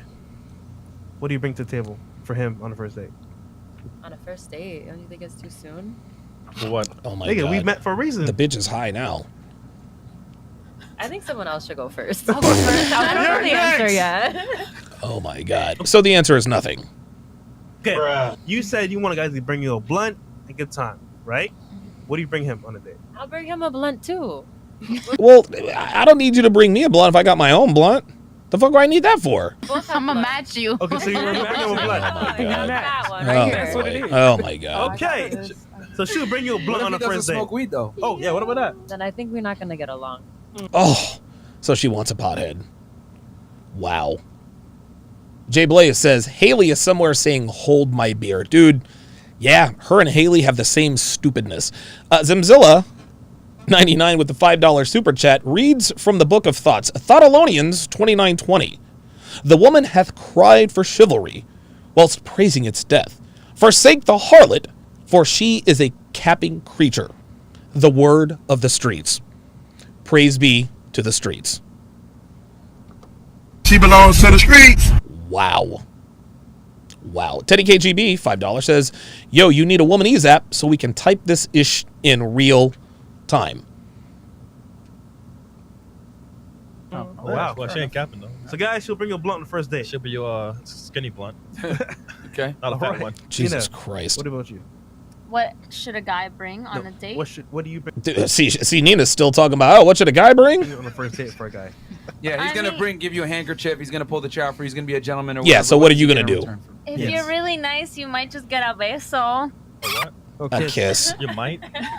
Besos. Fucking Christiana used to say that to me all the time. That's a mite, guys. It's a might. You might get a kiss. So if I pick you up, pay for dinner, open the door, put the handkerchief in your seat, have good conversation, I might get a kiss. And All mites. And where? At the end of the date when you're dropping me off. No, I said home. where. Where? When. Yeah, Like in your car? but where? Where? Oh, look at Nina. Look at Nina trying to play stupid. Where are you going to kiss him, chick? In Miami? Oh my God. See, this is why you know Nina's, look, this is why you know Nina's a super hoe, because she plays almost too stupid. Body though, like where on the body? This nigga Chris, bro. Oh, real? Oh, that's what you mean. You ask some weird ass questions, bro. Yeah, bro. Don't put it on us, nigga. Put it on you. I want to be able to see the face of the guy that's asking this shit. Yeah, see, Chris. See, now I see what. So where am I getting that kiss? Miss Pineapple? Yeah. Chris says, ask dumbass The questions. weirdest shit, bro. Weird questions, and then That's not weird at all. He wants to know where he's getting the kiss. he keeps the And then camera look, on us. I'm like, that's not me. That's That's him. him. Put the camera on you, bro. Yo, and we got in studio Miami CJ Hey, what up to you, right man? here on What the up, couch. CJ? Shout out to you, bro. This dude is funny. I mean, personally, I think guys just want to be appreciated and made Wasn't the question. What do you bring to the date? felt like they're doing their job. So I'll make sure that you're appreciated. I think what Chris. And how I'll make sure that you're appreciated. I'll make sure you're appreciated. When Dev says thank you, Donovan, for doing whatever, my response, thank me later. Thank me later. I don't need my girl to verbally thank me. No, I need her to thank me with a blowjob, backdoor action, maybe a facial. Like that's how she thanks me. See, any girl can say, "Oh, thank you so much." Nah, I don't believe you're appreciative of that. It's either cash, gas, preferably ass. That's what this comes down to. Chris wanted to ask was where on the body would you give the kiss to? On the mouth. On the lips. Okay. No, your lips. You guys were looking for a different answer. Yeah, the 100%. Listen to these bitches. Oh my God, you guys are looking for a different answer. You guys are wanting chivalry. No, dude, no ass, no chivalry. That's just how it goes. I ain't What'd you say? nothing. Kiss the what? He was Kiss my dick. expecting me to say on the mic. Well, I mean, I think you meant to say on the dick. well, You know what I meant. I mean, She said on it the could be on dick. the forehead, on the cheek, On the Nah, lips. Chris. You Nah. You can kiss these nuts. didn't mean that shit, Listen, bro. I ain't say all that. Go Okay. ahead. What about you? In terms I think that Chris was shooting a shot, or I think Bogdan was shooting a shot there at the pineapple. of what would I bring on the first date for the guy, Yeah. like that's beneficial for him? Ass. Experience. Oh my God, Jesus Experience. Christ. Point. It's so funny. So what should the guy bring on the first date? Well, I want this, that, and a third. What do I bring? Maybe a kiss? Experience? Experience. What does tangible mean? I'm a genuine person. You get I'm me? sure Like, I'm not she is a genuine hoe. gonna fake the funk. So if I'm interested, I'm interested. If I'm not, I'll break it down lightly to you. I'll give you constructive feedback. You tell niggas like, yo, you did this yo. wrong, that wrong, nigga, you breasting, all that shit? Yeah. Oh, You want me to that's keep the it a worst when they're Fendi fact with you? A Fendi fact. Yeah, like I'm gonna tell you like this. I got trauma. You don't want me. You don't want smoke. I'm not the girl for you. I probably got a home girl. But You tell them Damn. yo, if look, I'm a person. So Yo, this bitch, it's funny. This bitch can go from feminine to masculine just like that. like I'm very sentimental, and I'm not there to destroy anyone's character. However, if you're creepy She's gripping that mic, though. and I have to get away, then I'm gonna get away. Like, fuck your feelings and then some. Like, it is what it is. But if I'm not, What that mouth do, though?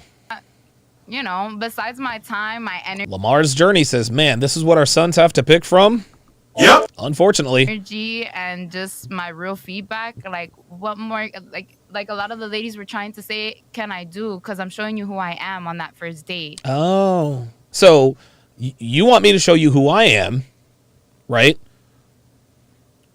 And you want me to pay for and you want me to pay for the meal, and you want me to be chivalrous, open the door, put the handkerchief in the lap. You want all of that, but you're only going to show me who you are. I think we're doing too much, even Oh my trying God. to maybe do Oh my anything God. further on that first. Oh my God, I think we're doing too much. Guys, this is what you're up against. This is what you're up against. These women expect you to pick them up. These bitches expect you to pick them up, have a blunt, be interesting, be conversational, give the good dick, and this bitch has the gall to say, listen, we might be actually trying to do too much by trying to bring something on the first date. These are the women we have to deal with, guys. This is why channels like mine exist. Date, because it's a first impression and we're getting to know each other. Mm-hmm. But you know, we grown, and you know, it depends on your dynamic. Yeah, depends. So you can tell What's up with you? They know what her drug is. Oh, now Myron's got the ski mask and glasses on. On behalf of the ski mask gang, that is not enough. If I'm gonna bring a bag of money that I just stole from someone, I need more than that, Cardi. we could spend the money together. He said, Cardi. If you The brought fuck? the bag, but you bringing it back to me, so like let's just spend it together. I don't have Oh to spend my it alone. God. Your hard work didn't go unnoticed. Nah, bro. I go get an exchange. You know what she gonna do? She not she Pick gonna, your lying. outfit. she gonna freestyle. She gonna freestyle for you. Freestyle. Yeah, I'm freestyling tonight. Yeah. Okay. Right now. Right now. Go for All right, all of that's irrelevant. I think we've made the proper point. Basically, these bitches ain't bringing nothing to the table. Wow. Malik says, objective feedback on a date. This is amazing. Dre Raven on the Sharp Stream side says, just bring your ski mask and peace on a date with her, and you'll have a good time. I'm trying to tell you. Listen, she told us what it was. Knock over a liquor store, knock over a shoe store, steal some Jordans. And the ass is as good as yours, really. Yeah, Hellfong says 2 hands on that mic. You noticed that too?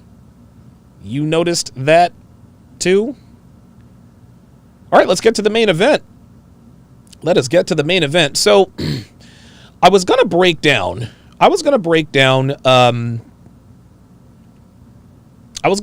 the Kevin Samuels interviews from last night, but what I've started to notice. Give me a second here.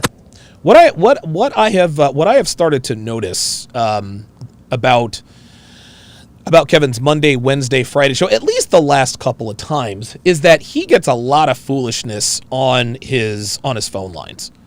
Like he gets a lot of foolishness. Like, dude, there's so many bitches who just want to be seen.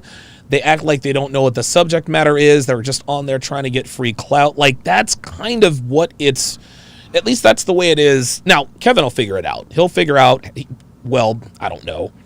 I guess he needs to figure out how to screen these people. I mean, he's one person doing, the job of about 20 people. But on the flip side, I have noticed that when he does his Instagram lives, he doesn't deal with as much foolishness because he has much less to do, right? All he's got to do is bring them on, and if they're acting a fool, he kicks them off. And because of that, his IG live interviews are much more content rich. At least more content rich than his YouTube interviews on his main show. To me, the highlight of his Monday, Wednesday, Friday show are his opening monologues. Like that has become the main event of the show for me. It used to be the callers.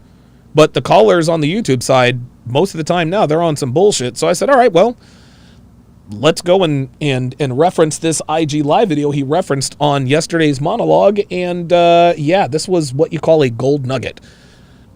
Let's watch and listen. You be careful with the phone. You're moving all over the place. All right. See what you're starting to hear is women want to be lied to. Women want to be lied to. And you know what? And I want you guys to think of how much damage I could do. Think of how much damage I could do if I got up here and I told women stuff that other influencers get up here and tell them. You're the mother queen goddess, sea moss gold. You this, you that. I could do a lot of damn damage if I were willing to do that. But no. All right. Who is this? I think I've seen you before. So, ladies, do you not want the truth? Because it's either you bash or it's your tone. Right. But I don't like your tone. It's not what you say, it's how you say it. Hold up. Nope. No, it's that he says it. That's the problem. Women just don't like the truth. Women prefer pretty lies to ugly truths. Oops. Thought I was up there. What no one's ever said is whose tone is right. And it's like there is no, and what we're getting, ladies, is there is no way to tell women the truth that they want to hear it. That's right. I think also, and that's why Kevin is as big as he is now, because he's giving it to these bitches straight, no chaser. That's ultimately what men are hearing. Is there is no way to tell women truth that there's no way to tell women the truth that they honestly want to hear. Nope. They don't want to hear me say it. Nope. They don't want to hear any man say it. We're just supposed to shut up because it ain't our business. Nope. Okay. Well, how that's supposed to work? Hello. Oh, hi, how boy. Are you? And away we go. Now, why did I already give her a buzzer strike? Well, look at her. She's overweight. That's already, I mean, honestly, at this point, there's really nothing more to say. If you're overweight, your options are severely limited. But for the sake of entertainment and this woman's delusion, let's keep going.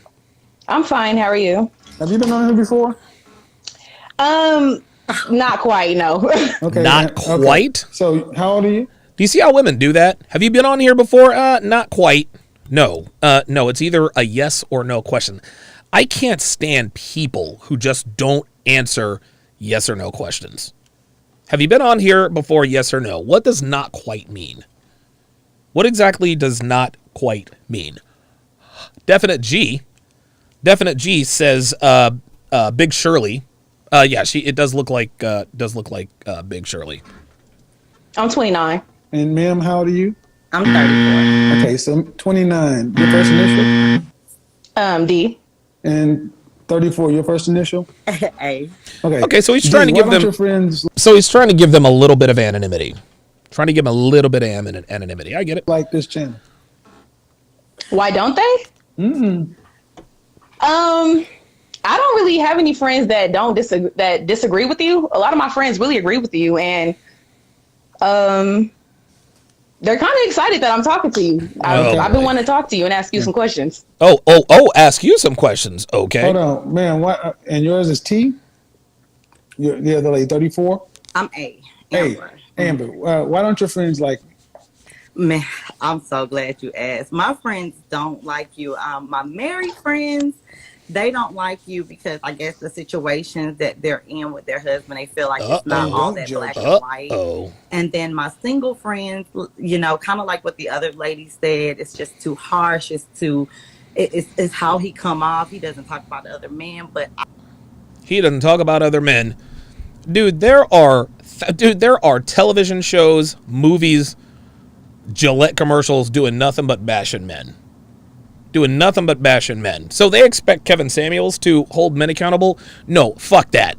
Nope. No. We hold men accountable in this neck of the woods. But we're also holding women accountable too.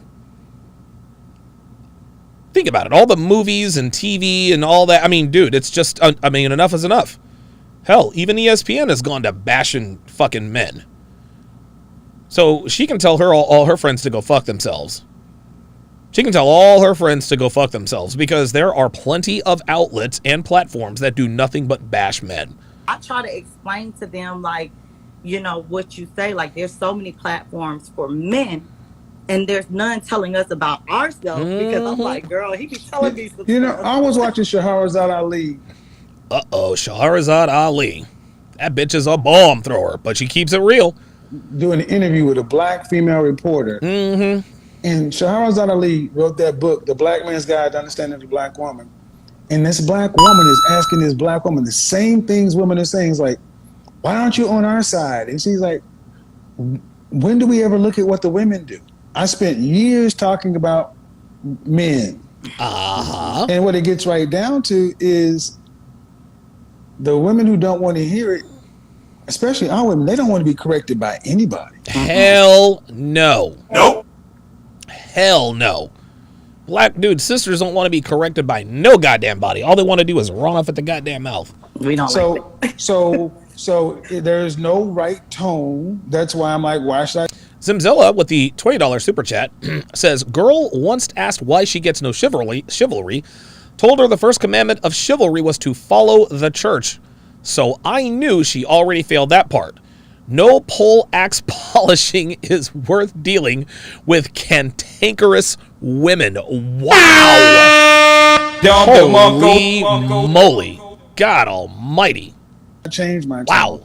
And then this whole notion, if it's not all black and white, there's 7 billion people on the planet. Who can speak to 7 billion different experiences? Trick question, Kev. Nobody can. That's another deflection to keep men saying nothing. There you go. Because that's what it is. You ain't been here. You don't have. So what about this? Oh, I love it when black women have you dated all women. So you've dated every single black woman, bitch. I ain't got to.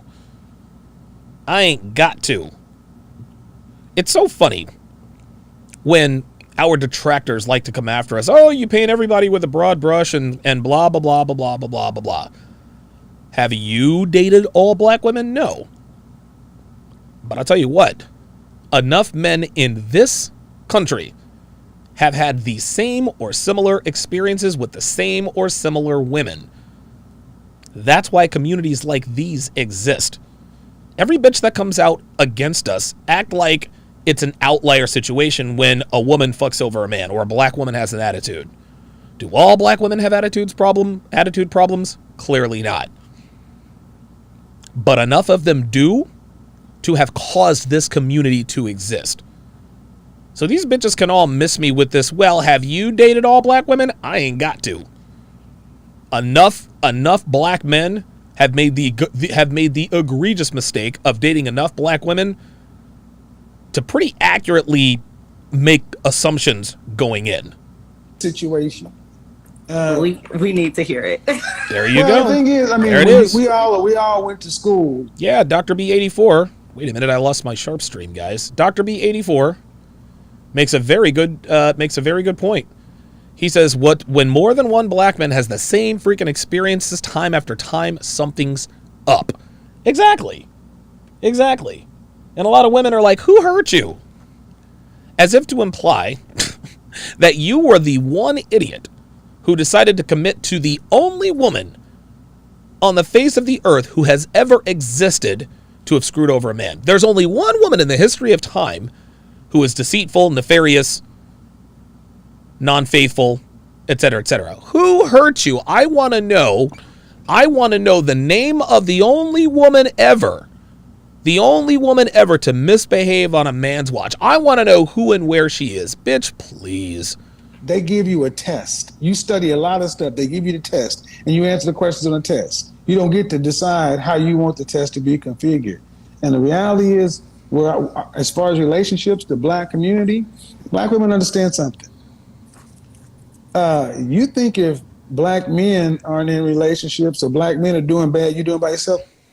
When we die out, you die out too. Real talk. Us being a 60 plus, and back in the 90s, we were 60% alone. Real talk. We're growing, so we're on the way to extinction. That's right. So they can say what they want to, but it is what the fuck it is. Rubber meets the road. Are you moving on down now? What's the Whiskey Sigma says these two women have never seen the inside of a gym, wondering why men of value aren't checking for them. Ain't that some shit? Question you have for me, ma'am? I'm going to put you to the side, okay? Amber, I'm going to put you to the side, okay? Okay. What's your question? Go ahead. So my first question is. Oh, here we go. Here we go. Oh, Amber, when I listen, go ahead and drop out. Drop out, Amber. I'll let you come back. Go ahead. Okay, when I listen in. Do you see how he treated Amber? Amber treated Kevin with respect. She showed humility. She was actually feminine. And Kevin treated her accordingly. That's how this works. If you want to be treated like a lady, you have to act like one, ladies. That's it. It's not a difficult math equation. To you talk.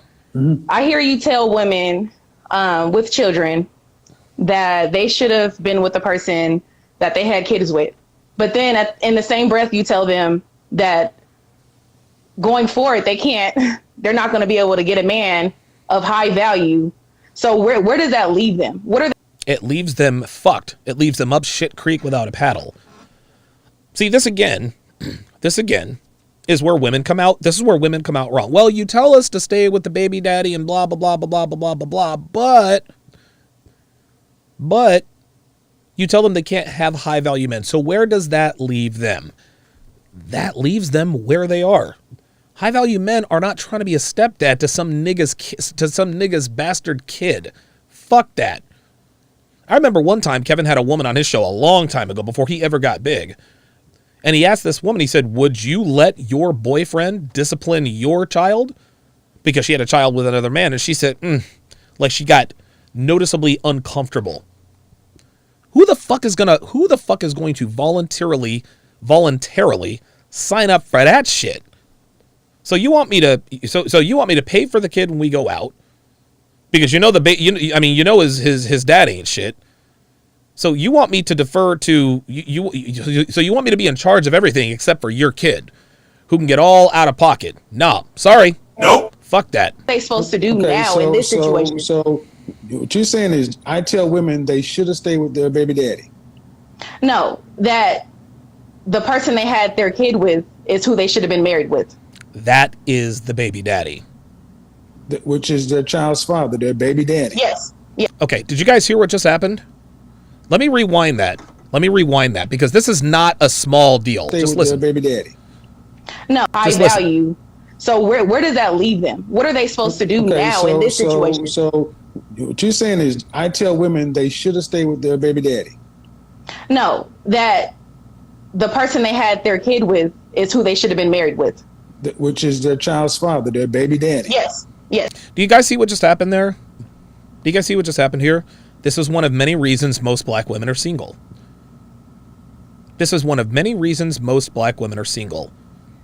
They are on autopilot to disagree.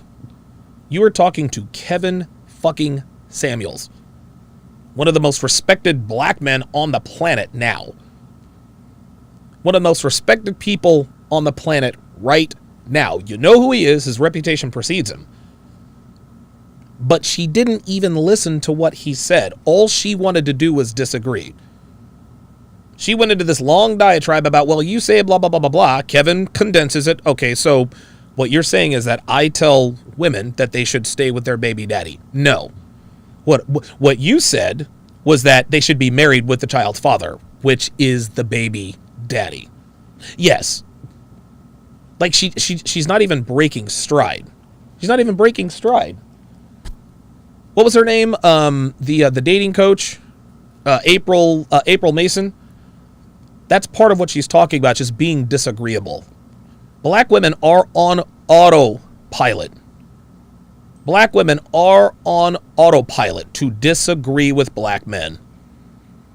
This is why high-value black men, the top 15 to 20%, are not dating sisters. Open your ears, close your mouth.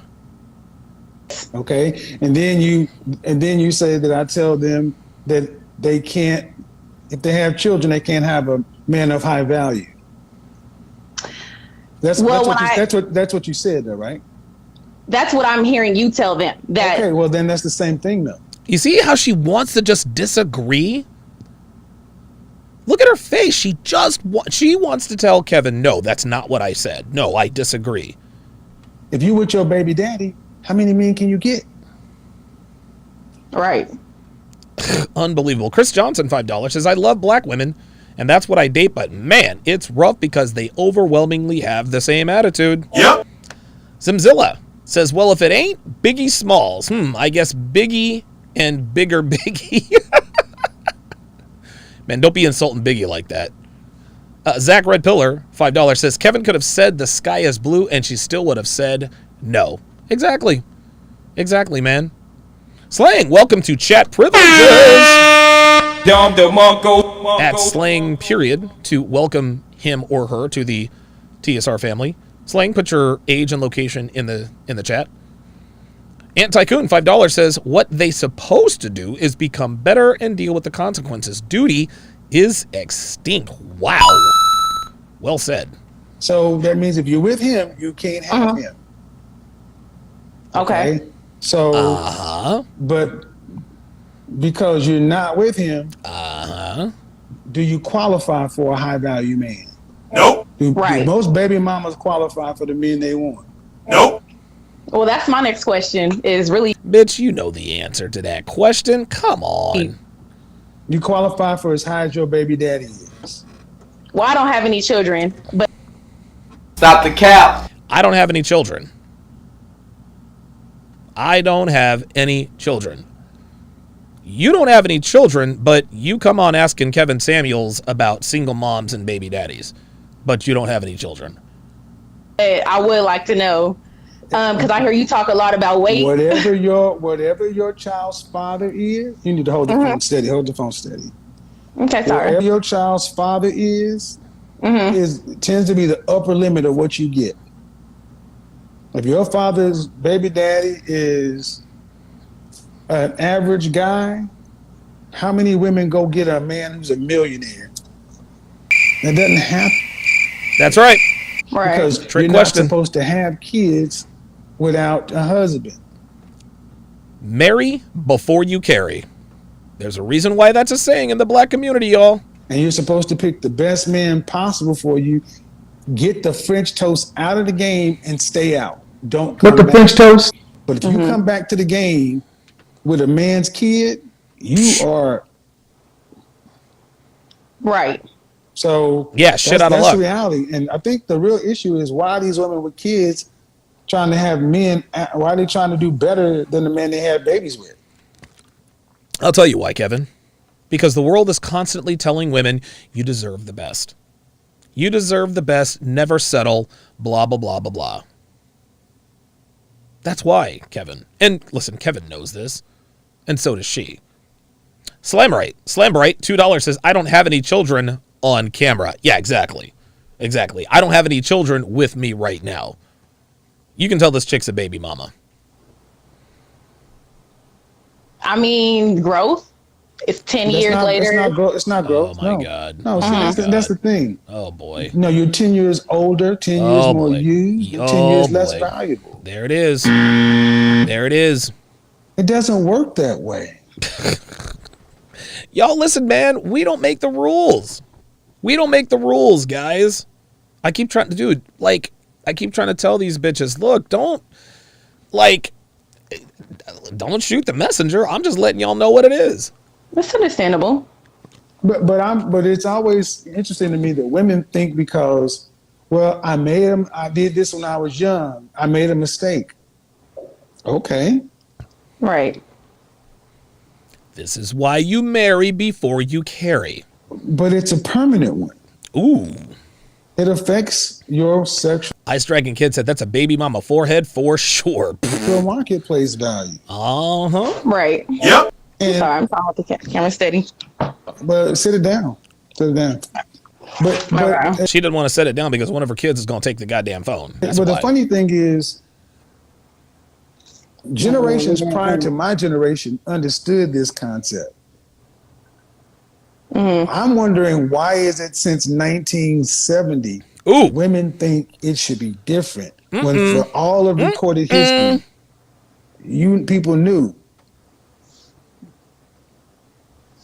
This is one thing that Kevin does, among other things, better than anybody. Kevin, he knows his history. Kevin is a very well-read and well-learned individual. He could talk to you about the Versailles Treaty. He could talk to you about, black women in relationships back in the 1970s to the 1870s.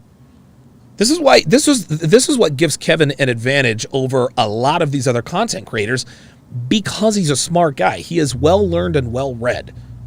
When it comes to facts and data and statistics and historical watershed moments, Kevin's on it, man. Kevin's on it. Right. So, and what's your other question about the weight? Yes. Uh-oh. It's really pertaining to weight because I feel like I do believe when you say weight is a factor in getting a high value man, but I also feel like health is something that can be built upon, just like sex. Sex can be built upon in a relationship. There's certain things like mindset. There's some things you can't really teach a person, but you can build on health. So why is it weight one of the biggest factors in not getting a high value man? Because high-value men want women who are fit. They don't want women who are fat. That's why. You cannot negotiate attraction. I say this all the time. You could be the most feminine, docile, kindest woman on the face of the earth. If you are overweight, it's... That's it. That's it. Men are not, men, we want the finished. See, listen, this is funny. Because a lot of guys like to complain about the fact that women don't want to build with a man. They like to stand at the finish line and fuck the winners. I'm not mad at that. Women want the finished product. And if they have the sexual market value to dictate those terms, then goddammit, wait at the finish line and have your pick of the winners. There's nothing wrong with that. By the same token, any man with a modicum of value, we don't want to date chicks who are on their weight loss journey. No. We want to date chicks who are fit, not chicks who are on their way to getting fit. Not only that, if you start dating a woman who is overweight and she loses the weight and she gets fit, it is a mathematical inevitability. It is a mathematical certainty that she is going to leave you. The first reason she'll leave you is that she'll have better options than you. The second reason she'll leave you is that you'll become less attractive to her as a result of, number one, those other options. But the third reason she'll leave you is because you committed to a fat chick. And if you commit to a woman who is overweight, in that woman's mind, what's wrong with him if he committed to a woman who's overweight? But Donovan, she was that overweight woman. That makes not a goddamn bit of difference. Makes not a damn bit of difference. In a woman's mind, she's subconsciously thinking to herself, okay, I'm glad that he committed to me because I didn't want to be alone, but now that I think about it, why did he commit to me when I was fat? Why did he commit to me when I was on my quote-unquote weight loss journey? Go and read. There are all kinds of articles. All kinds of articles. I actually did a podcast on this, I don't know, probably about a year ago, about women who get this bariatric weight loss surgery, they almost always end up leaving their husbands. Why? Because they have more options. That's why. Not only that, they've lost respect for the men that's committed to or stayed committed to them. In a woman's mind, okay, he was thin when he got me, but then I got fat. He didn't leave me. There's something wrong with him.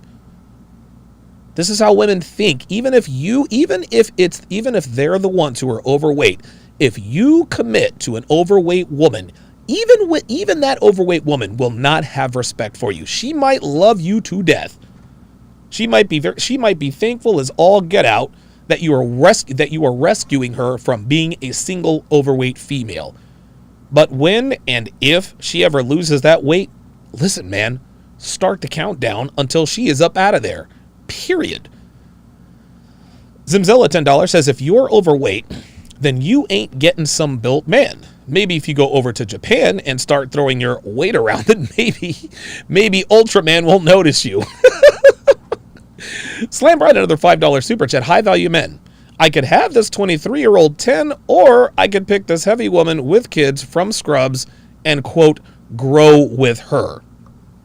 Nope. Dime piece, please. Yeah, exactly. Lord Sinister 707, $5 says, why is weight important? For the same reason why height is important to women. There you go. Because they don't have to. Let's rewind health. that. So Listen. why is it weight one of the biggest factors in not getting a high value man? Because they don't have to. Nope. Facts are stubborn things, aren't they? The argument you're making is an argument that benefits women who are already overweight. Ooh, god damn. If there are 100... Hold up. I missed it. You can women out there, and 99 of them are in the weight range he wants. Why should he go get the one that's 200 some odd pounds? Oops. I mean, what if she a cool girl? What if she has things going? She can Doesn't matter. offer him things. So what? Yep, there it is. So what if she's a cool girl? Blah, blah. Hey, if she's a cool girl, hey, more power to you, girl. You're not getting my sausage. Look, you could be the coolest chick ever. If you're overweight, it's game over. Men that have any value ain't looking in your direction. They're just not. See, I'm going to say the weight argument. You know what? Money is something that can be built upon. Why not get a man who's straight out of high school? There it is. Right. Do women pick men like that? Nope. Do men? For the most part, no. no. Women? For the most part, no. See, here we go. She can never just say no. She's always got to qualify it. Women pick men who are already not what they want, and then choose to go do work to get him to the baseline of what they want. Right. No, the answer is no, sweetheart. This is exactly the point that I made. And again, I don't blame women. I don't blame women at all for wanting the finished product. But don't then bitch and moan that we're not trying to date chicks on their weight loss journey. Why do women think men should do that? I'm asking. I'm serious. I'm really trying to understand, because I hear this often that it's something like it's no big deal. Right. Like it's something we could do together. Shit. The weight loss? Yeah, your head is cut off. Oh, sorry. I'm trying to get it right. Yeah. Why do you feel like it's something that can be built on? This is something she tells herself so that she can sleep at night, Kevin. That's all this is. Knees Duts, $5, says, men want Chun-Li, not E Honda, with Thunderhawk's face. Hold up. Where's my Hadouken? Ah, damn, my Hadouken disappeared. You win. Perfect. I don't want to say I feel like it's something that could be built on, but I don't That's literally what you just said. feel like it should be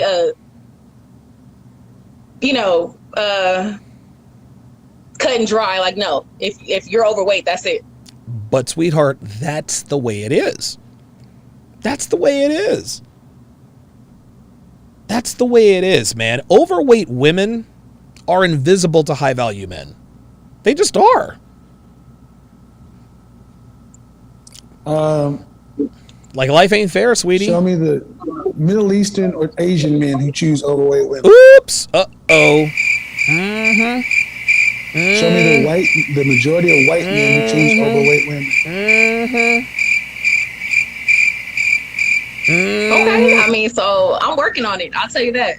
Oh, okay, you're working on it? Great. Come back and see me when you're 120 pounds. I'm in the process of losing weight because I do feel like outside of that, I deserve a high value man. Oh, my God. Oh, wait a minute. Wait. Hold up. Say what? Okay, I mean, so I'm working on it. I'll tell you that.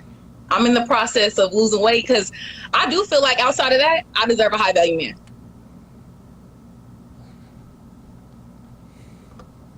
No, the fuck you didn't. Wow. Really, nigga? I gotta give all of it. I mean, she's got to get this work. She's got to get this work. What the French toast? Look, what are you doing? What are you doing, man? Outside of my weight, I feel like I deserve a high value man.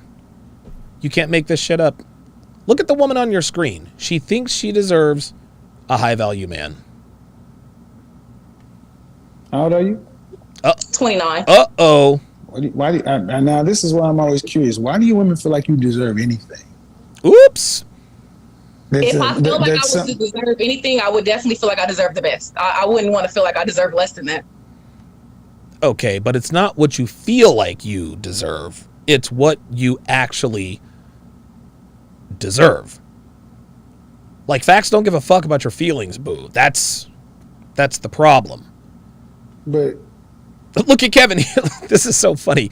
Do you see the look on Kevin's face? Kevin is genuinely confused. In Kevin's mind, he's thinking, bitch, you're overweight. How on God's green earth can you feel like you deserve a high value man outside of your weight? Baby girl, that's where it begins and ends. You deserve the best you can do for yourself. You don't deserve anything from another person. Hell no. That's true. So, I don't know if y'all understand how crazy that sounds to me when y'all say that I deserve the best. We got more average ass women today thinking they should be queens and deserve the best. Uh-oh. If all of y'all deserve the best, doesn't the best if all the women who feel like they deserve the best and got it, wouldn't the best be therefore be average? Well, there you go, Kevin. But she doesn't have any idea. She has no concept of relativity, right? If everybody is rich, then nobody is rich. If everybody's smart, then nobody is smart. Women like this don't understand the concept of relativity. They really don't. They rarely do. Yes. Chris Johnson, another $5. Appreciate that. Appreciate that. Says both sexes want mates in their primes. Not our fault is as men that this is inverse age-wise between us. Real talk. Zimzilla, another $5 says this chick pulls out a scale. It's capping time. I am Mighty Capping Ranger 1. By your powers combined, I am Capping Planet. Go Planet! My guy was Wheeler. I love me some Wheeler. He was the man. Lord Sinister says for the same reason that nice, cool men don't get the girl. You can't manufacture true attraction. Yeah, you cannot negotiate arousal. Lord Commander, this is very good. $5 says chick want the credit today for future supposed results. They want to put a high value man on the hypergamous credit card. Get now, pay later. I'll actually go you one better. They want to put a high value man on a layaway. That's what they want. Well, I'll lose 5 pounds a month. I want you to stick around for me and I'll lose 5 pounds a month. And then when I get down to 120 pounds, you're going to be waiting on me. Nope. Sorry, boo, doesn't work that way. But I've never been average. Oh my God. I have never been. Really, nigga? I just want to make sure I heard that correctly. Like they deserve the best and got it. Wouldn't the best therefore be average? Yes, but I've never been average. Stop the cap. Bitch.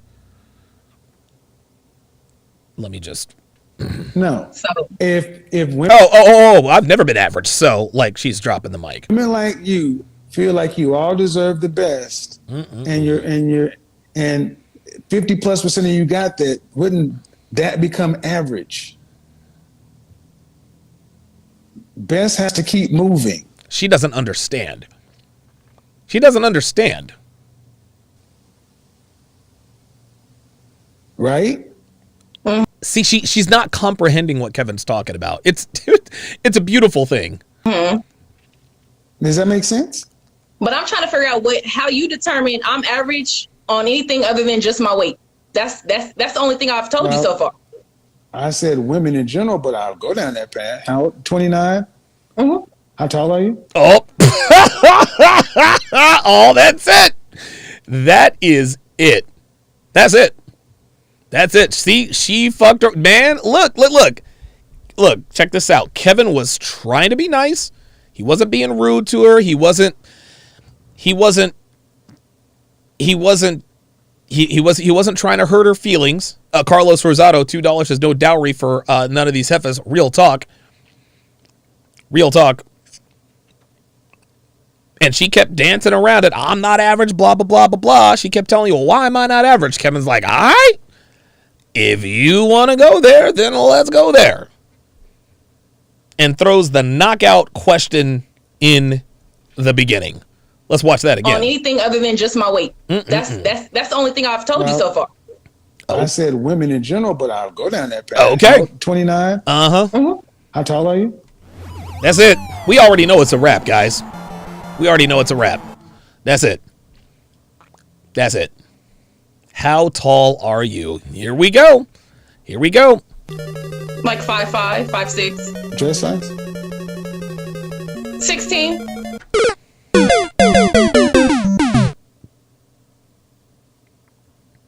Five, 5'5". Dress size 16.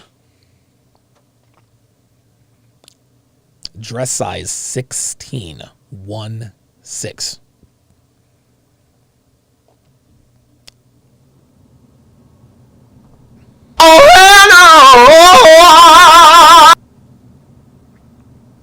I just don't know. Like, where do you go from there? How much did you weigh the last time you weighed yourself? Like 230.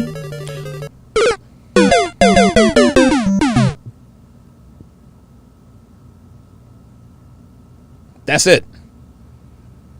200, size 16, like 230 pounds. This bitch weighs more than I do. And I'm 6'2", and I'm a dude. Oh, God. This is bad. Listen, she asked for it.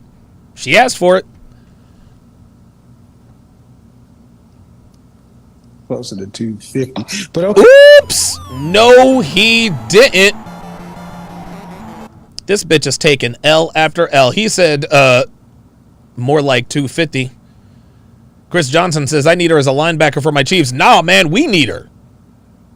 We need her as linebacker, man. Brandon Graham's out for the season. We need her more than y'all do. Hey, any kids? Okay, you funny? No. No, Stop the cap. Oh, okay, you funny. Oh, so she thinks it's actually funny that he suggests that she's probably closer to 250. The three numbers that women reduce the most when asked directly. The three numbers women reduce the most when asked directly: their age, their weight, their body count. This woman is every bit of 265 pounds. Let's just just keep it a stack. But Kevin said, "All right, we'll let that go." Image consultant. So I mean that 16, 5'5", that's close to 250. But no kids. Okay. Did you go to college? Yes. Bachelor's, master's. I started the master's program. I didn't finish. So bachelor's, yeah. Bachelor's in what? Social studies. Oh no. Another woman with a useless bachelor's degree. Social studies. What the fuck do you do with a social studies degree? Can anybody tell me what you would do with a social studies degree? Chris Johnson says Peterbilt. You're wrong for that. What do you do with a social studies degree? Become a social studies teacher? Okay. On a scale from 1 to 10. Oh boy. Fresh face out of the shower. Oh your boy. natural hair. Or Oh boy. Just your face. You can't use 7. Oh boy. No. I would say like 5, 5, 6. Okay, 5, 5, 6. On a scale of 1 to 10. On a scale of 1 to 10, 5 is average. 5 is average. There is actually one statistic where she is above average. That's her weight. So where would an average looking woman... Slam Bright, $2 says, last time you weighed yourself? 5 years ago. 5 is average. Mm-hmm. Why would you be more than that? Because your looks are average. Well, because she manifests it, Kevin. She speaks. She speaks truth. She speaks it into existence. If I just believe, if I speak it, if I visualize it, it will be. That's that prosperity preaching. Your physical fitness in your body is below your... Listen, man, props to Kevin. He is trying to be as delicate. He is trying to be as delicate as he can. Dude, bless Kevin's heart. He's not trying to break this woman's spirit. But he is... You can tell Kevin wants to be blunt with her, but he's having to handle her with kid gloves because you don't want to break this woman's spirit. You don't want to break this woman's spirit. And even if we start judging on the things that men don't judge on, or if we judge on academic achievement, social studies, humanities, right? Okay, where is any of that extraordinary? Where is any of that? That's not a yes or no question, boo. That extraordinary. I really haven't been working in that field where I got my degree, and I've actually been driving trucks. So, what? Are you kidding me with this? This bitch is a goddamn truck driver? Now listen, props to her. She's set for life in terms of her job prospects. But dudes ain't trying to date truck drivers. Sweetheart. Not trying to date truck drivers. But the point is, what if you did work in the field? How much could you make a year? about 50, 60,000. See, 5 and 6 seem to be her go-to numbers, right? How tall are you? 5'5", 5'6". Okay. Fresh face out of the shower. Scale of 1 to 10, you can't use 7. Maybe 5, maybe a 6. How much would you make with your social studies degree if you worked at the... I don't know, 50, 60,000. Have you picked up on that pattern? Her pattern is 5 to 6. 5 and 6 seem to be the numbers. The reason why her hand is on her chin is because she is beginning to become embarrassed. Lord Commander, $5, says, if above average was a car, it would be a clown car. 150 women jump out of a 4-seater. Delusion destroys lives. I'm trying to tell you. Dirty Dan with quite possibly the comment of the year. I cannot believe that Dirty Dan just talked about. Dirty Dan just took it way back and said large Marge. Hashtag Pee-wee's Big Adventure. Large Marge. Wow. So you tell me why, if you're average looking and your body's below average. Oh, no, her body's above average, Kevin. That's a big bitch. Your income is middle income. Why do you deserve the best? Because you say, and you said, why would I say? That's contradicting them. But how is it contradicting? But then you say, well, why would you say that I'm average when I haven't told you anything? Well, based on what you told me, you're below average. Because if your face is average and your body's 230 plus pounds, that drags your average down, right? Yes, it does. So if you were a 5 and you had a banging body, it would help you move up, right? Wow. Okay. Oh, wait a minute. Oh, my bad. My bad, Chris. My bad, Chris. It was actually Chris Johnson. It was Chris Johnson who said, tell him Large Marge sent you. My bad. My bad. Chris Johnson with the comment of the year. Tell him Large Marge sent you. Large Marge. Of course, Dev puts the GIF on Sharp Stream. That was the craziest fucking scene, man. Pee-wee's Big Adventure. Holy shit. I mean, is that not how it works? No, that's making sense. It's adding up. Oh, so that's it's why adding up. You got something called a butterface. Oops. She's got a banging body, but her face. Yes, everything on her looks good, but her face. So women have always, who are average, have always known that if you're going to be average looking, you have to overperform in your body. And today we have women who are average looking, and that's most women are average looking. That's right. Most men are average looking. But then you're going the opposite direction. Right. What are you doing to bring your overall sexual marketplace value up? I'm gonna tell you what, Kevin is really going easy. He's going easy on this chick. Like, this chick really needed a dose of reality, but again, he is leading her. He's actually like my anger management therapist, Dr. Derflinger. Dr. Derflinger never told me anything. He would ask me questions and allow my own mind to lead to the correct answer or conclusion. This is what Kevin is doing now. He really should be charging her for this, because this is pretty informative. Okay.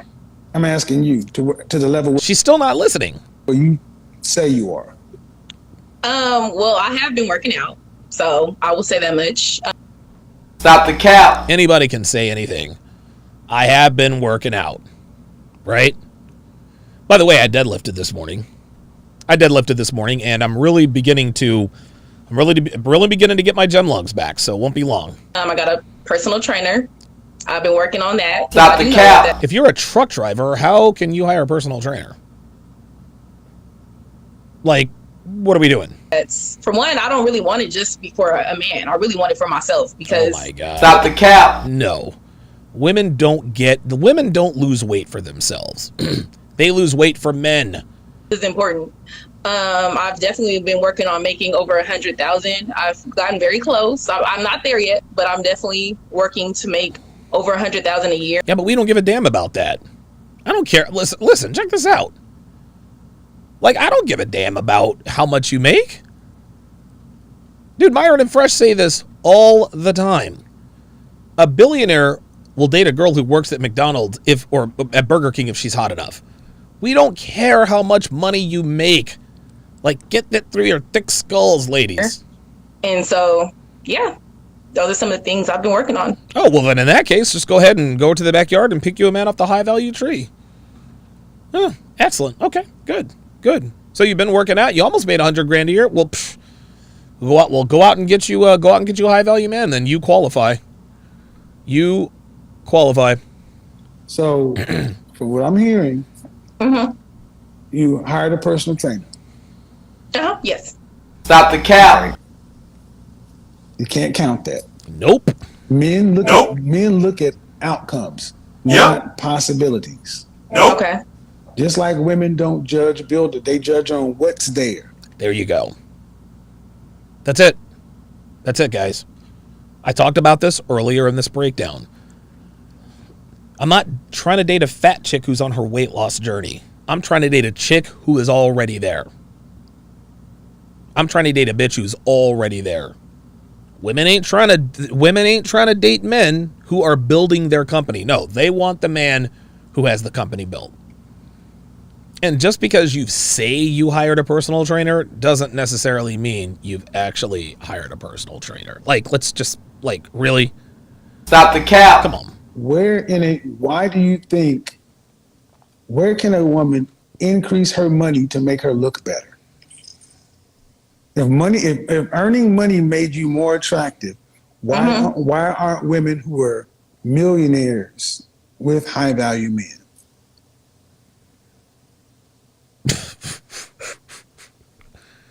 That's a good question. Yes, that is a very good question. They're not. Because it doesn't matter. There you go, man. So your $100,000 a year, even if I gave it to you, does not increase your sexual marketplace value at all. Nope. Okay. But I pretty much have to get my looks above average, lose but you can't. weight. But you can't. You can't. You have the face you have. That's it. That's true. But if I lose weight, like you said, it'll bring me up some. But no, it'll bring you up some, yes. But when was the last time you were consistently a dress size 6? I don't think I've ever been a dress size 6. Wow. Oh my God.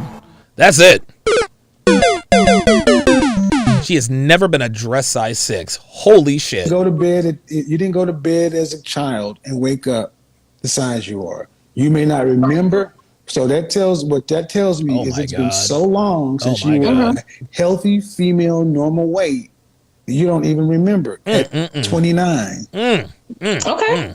When was the last time your physical frame was 120 pounds, 125 pounds for your height? Because women tend to stop growing vertically at around 12 years old, 12 to 14. Oh boy. I can't remember. I'm not even going to sit here and try to make a number up. That's because it's never happened. All right. So even if you were to lose weight, you've had most of your life being overweight. There it is. Right. Let's just say that she were to get all the way down. If she were to lose 100 pounds, guys, guess what? She's 29. She's gonna, dude. Her skin is all stretched out. Her skin is not just gonna automatically shrink back to what it was. No, her skin has been stretched since Jeremiah Francis since the 4th grade. Exactly. This woman has been big her whole life. You watch the show, My 600-Pound Life. That shit's disgusting. Ugh. These people are fat from the time they're kids because they have irresponsible parents. When they lose the weight, man, like they have all of this loose skin. And even if you get the surgery to take off that loose skin, you look like fucking Frankenstein. Listen, that's the reality. That's the reality. Tell men, if you need to look at her 5-year average, and your 5-year average has been dress size 16, that means it's going to only get bigger. That means, okay. This right here is reality setting in. Do you see this? This is reality setting in. That means you and every other woman, it's only going to get bigger. At best, it's going to maintain. Ooh. Oh my God. Look, and she agreed. She will be a size 16 at best. I can see your perspective. I don't agree, but I can see it. Oh, your perspective. You know, I love it when women try to disqualify. Women try to disqualify people's talking points by calling it, well, that's your opinion. That's your perspective. No, bitch. These are the facts. High-value men don't get with women who look like you, and that's all there is to it. You know it, I know it, and Kevin knows it. Well, that's your perspective. Listen, you can try to disqualify that by telling me that that's his perspective, which means that that's not the universal truth. Fine. Fine. Go on and lose that weight, girl. Go on and lose the weight and see how many high-value men are going to be lined up at your door. But you don't have to agree. Mm-hmm. Who agrees with my perspective? Men, the market. Most men. And that's the problem. Unless There you're going to go gay, what are you going to do? Make them accept you? Nope. She should probably just go happy. She probably just should. So what is your suggestion to me? No. You say that's your perspective. You don't agree. Okay, fine. But you just said most men agree. So if you want a man and most men agree, what are you going to do? Lose weight. Try to make myself more appealing. And see, if you're a man and you want to deal with a woman who does not agree with me or most men, do you want a woman who has that kind of attitude regarding losing weight? Nope. She's going to be resentful. That's right. She's not going to do it for what you said earlier, for the health reasons, whatever. You understand that women who talk like you lose weight to get a man, and then you go right back to where you were. There it is. Bingo. There it is. Bingo. There it is. There it is. We see women doing this all the time. I gotta lose weight so I can get a man. They get a man, then they blow up. Then they just blow up. They just balloon, right? Same thing with fiancés. Oh, I gotta lose weight so I look good for the wedding. My wedding pictures have to look good. A year later, right back to where they were, guys. Right back to where they were. This is why you need a woman, physically, who is already in good shape and has healthy habits. She eats right and she exercises 5 days a week. That's it. Blue Lion 7342, $2 super chat says Lizzo has money, but where are the high value men? You know what's interesting? This bitch is actually a poor man's Lizzo. I mean, if I'm being honest, she kind of looks like Lizzo. She kind of looks like Lizzo.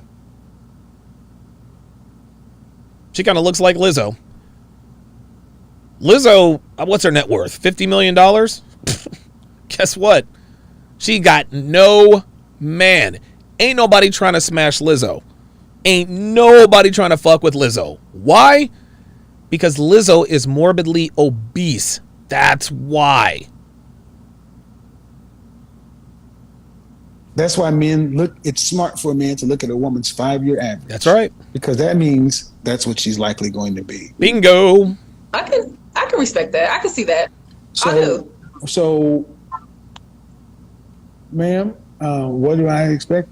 That in a normal world, you will qualify for an average man, a $42,000 a year guy. Ooh.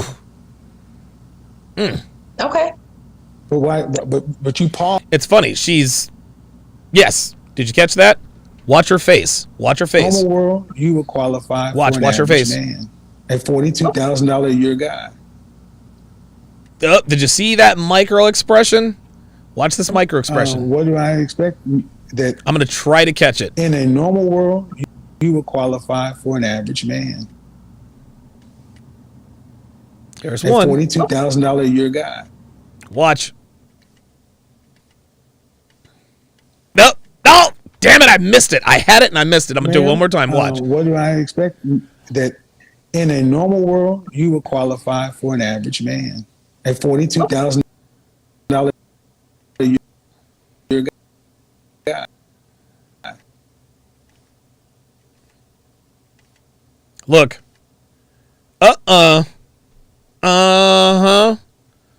See that? You see that micro expression? You have to know what to look for to catch it. You have to know what to look for to catch it. But the micro expressions always tell the story. Kevin caught it.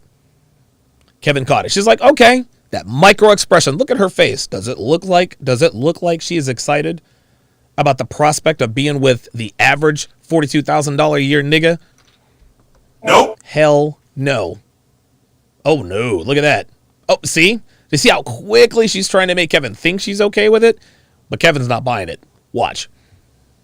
Okay. But why? But you pause like, ugh. See that? Kevin caught it. And you see the look on her face now? She's like, you motherfucker. I can't believe you caught that. No, it's not. Yes, it is. But you said, but we started this off thinking, I deserve a high value. And I'm like, Okay, maybe I used the wrong terminology. I would want one. Maybe I don't deserve it, but I do feel like I want one. Well, I wanted to be the center fielder for the Kansas City Royals. That didn't happen either. well, do average men want dime pieces? Yeah, they do. Yep. Do they get them? Nope. Sometimes. I mean, but No, overall, they don't. No, no. Oh, come on. Average men don't get dime pieces, bitch. Come on. This is bullshit. Oh, there it is. See, see, that's it. Now he's getting savage. He's like, this is bullshit. Get like fuck out of here with this. That's bullshit. When does an average man get a dime piece? When they've known each other since high school. Oh, No, stop man, it. no. Oh, hell no. Stop the cap. Don't do that. Don't do that. Don't do that. Fuck out of here. man? No, man. No. See, this is why you ladies mess up. Oof. Because the truth cuts off potential. There it is. And now you got to accept that just like an average man doesn't get a dime piece, there's even a special category of adult film to where an adult film actress will pick a fan and she'll choose to do. That's the only way that happens. Wow. Is if a dime piece decides she wants to just give some charity, but she doesn't get with him. She hooks up with him and leaves. Why not just be so? Women in your position are fit for average men, and that average man is a blessing to you. I believe that. God. Yeah, but you haven't talked about an average man, and you Look at her. Does it look like she looks excited about the fact that she only qualifies for an average man? You want the man up here. Man, period. Like average, above average at this point. So. Well, I would say because you're not rude, but your attitude is not right. That's right. Okay. So what do you suggest for me? Buy a dog and die alone, sweetie. This is why I think therapy is so important, because I don't personally don't understand. When I know you ladies can see yourself naked getting out of the shower, you see that. Ooh. You know what that looks like. You can. And I don't understand how you can make it anything other than what it is. Right. Self-awareness. And then you ask yourself, okay, when was your last relationship? Like 2017. Okay. Who ended it? We agreed that we were better off as friends. My womanese students. We ended things mutually. Translation. He dumped me. She got dumped is what happened. When ended it? You know me, I don't work that way. Come on now. I would say me because he was talking to another woman. I would say me because he was talking to another woman. No, he dumped you because he was fucking another woman. Because you are, well, you. Okay. So 2017, how long did it last? Almost a year. And what was the one before that? I can't remember, to be honest. So you really and I believe her too. I believe her. don't have. All right. So She said what? What was the one before that? I can't remember, to be honest. That's not cap, y'all. That's real. So you really don't I have. haven't had any relatives. All right. So there you go. There's a lot going on here, ma'am. So if you don't have a history of having relationships, do you have sex? Not often. I believe that too. Then there's a whole lot going on. Okay. I mean, just a whole lot. I mean, because, and I don't really want to get into it here. Book a session. That's what you really need to do, because if you don't date, so let's read. Mm-hmm. And this is what, and I'm doing this because this is beginning to happen with more women. More women are starting to understand that it's like in the last 2 years, it's like dating has dropped off the cliff. There you go. Women are like, why aren't men approaching? Why aren't men doing this? Women can't even give it away anymore. Nope, because sure can't. Guys don't want to deal with women who don't really focus on who we are as men and what we want. Most of you ladies want us. Well, that and they're grossly overweight. That's why dudes ain't checking for these bitches. To be your girlfriends. Y'all don't study us. Y'all don't do any of that kind of stuff. But you want to know who does study us? You want to know who does study us? Becky, Marisol, Mylene, and Jamila. But then y'all want to be mad at us for dating Becky. So first thing I'd suggest is sit down with a therapist to understand if there are any underlying issues. And then hire a real personal trainer. Number one. Number two, this is when a good one-on-one consultation to dig into things, to figure out what's going on, because you need a plan of action. Because what'll happen is you'll look up and you'll be 35 years old, and life starts taking things off the table. But you got to get the weight under control for sure. That's a have to. Okay. That's a have to. All right, I'm gonna bring somebody else. And that was that. Kevin could have, he could have roasted this chick. He could have roasted this chick 6 ways from Sunday, but he remained professional. Mikesh, $20, says this woman is giving Kevin Samuels that Nell Carter energy until he brings her back down to earth. Hashtag give me a break. Jeremiah Franz, $5. Appreciate that very much. Lost. Lord Commander with the $5 super chat says, I'm not going to tell you what you can and can't have because people win the lottery every day, but I will have a few laughs watching you try. Brandon McFadden, $5 says she looks like Omar Gooding. Damn, you guys are savage. Lamar's Journey, $5 says, notice how she covers the fat on her neck with her hand. Yeah, like, sweetie, we know what it is. I mean, we know what it is. Like, it's okay. Age of Machines, $5 says, donation for all the men who have no entertainment, church, or psychologist to shore us up against the BS that women put out. Glad you're better too. Appreciate that. Appreciate that very much. I'm going to take a 30-second break because I really got to pee. Sit tight. I'll be right back. More to come. Woo.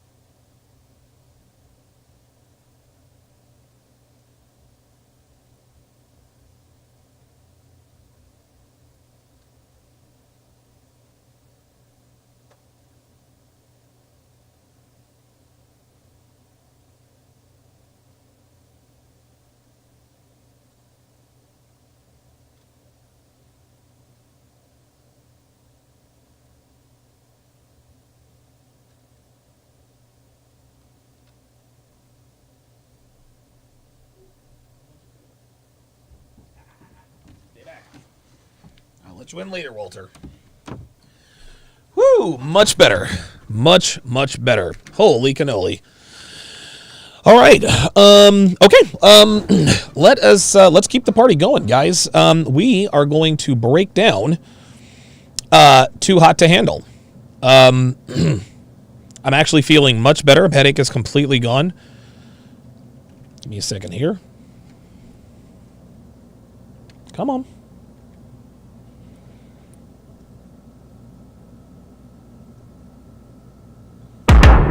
There we go. Now, let me turn up the speed on this bad boy. Playback. Faster. Perfecto. Let's get right into it.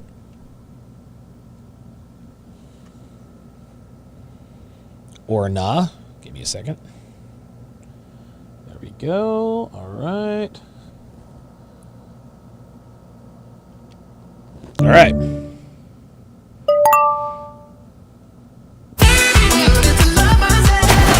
I fell on Paul, he was like a talk show host when he came in. He's got like that Hollywood vibe to him, doesn't he? Yeah.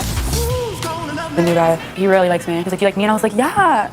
Bryce, he's from LA. He lives on his boat. Like, I don't know if that means he's rich or he's broke. Oh, yeah, that's right.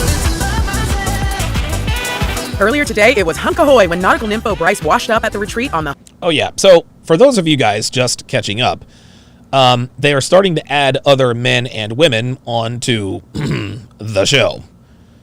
And they added this dude who apparently has sex all the time, all day, every day. So I don't really know if that's... I don't listen. He lives on a boat. He lives in LA. I can see that happening. I don't think that's Gap. He is kind of cheesy, but hey, man. Hey, it is what it is. It is what it is. Sorry about that. Go ahead and stop that. Perfectly. Very good. Okay, let's continue. If I can... Hunt for booty. And he's already talking about his eye for the ladies. I have sex every day. And it's never with the same girl. But Captain Bryce is quickly finding out that this retreat won't be plain sailing, and his new first mates are filling him in on their love voyages. We're all here for development, so I haven't been able to connect with anyone on a deeper level besides sex. Like, I kind of separate. Dude, never tell people I have sex every day. Like, that's stupid. That's cheesy. For myself because my guard's up so high. I got you. Rhonda, I'm just hoping that I can open up to her, like, because I don't want to be heartless or I don't want to feel like this my whole life. So you and Rhonda? Yeah, bro. I've been pushing Rhonda me develop that. And hopefully she can respect that. Rhonda and Sharon aren't the only frosty couple to be put on ice. Do you think you would feel... Oh, that's right. Sit there. Okay, so Rhonda and Sharon were put on ice. I think what had happened last time was, if you guys remember, what was it? Francesca and the dumb one. They actually kissed and lost the group another $2,000. And cut her out. I would hate to leave here and know that we only gave it one shot. Me and Francesca said that we're starting back at square one, but I kind of want to be more than just best friends. Obviously, she's going to come back to the stallion. That's it. Yes, there we go. There we go. And again, no matter what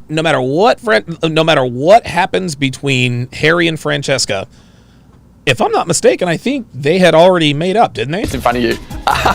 Well, we've heard it straight from the horse's mouth. Harry's waiting for the girl to come to him. Have we already seen... No. Wake up! Great tactic, Harry. Unfortunately for you, Francesca's got her eye on a different stud. I'm not... Oh, my God. Haley. And here we go. Here we go. So, Francesca has kissed Harry, lost the group 3,000. She kissed Haley, lost the group 3,000. She was all over this guy Brent with the houseboat. Ooh, who is this? And now she's got her eyes on Kells? I need to know Kells to make Harry jealous. I don't care to make Harry jealous, but if it happens, it happens. What did you... Oh, that's funny. I don't care to make Harry jealous, but if it happens, it happens. Look at this. This is unbelievable. For what? Instagram? You got to make enough money from that. Yeah, you got to be kidding me, man. I'm not really concerned about the money. Oh, that's cool. Francesca. Shush. She's the hottest girl. See that? See that? Francesca is attractive to both the men and the women.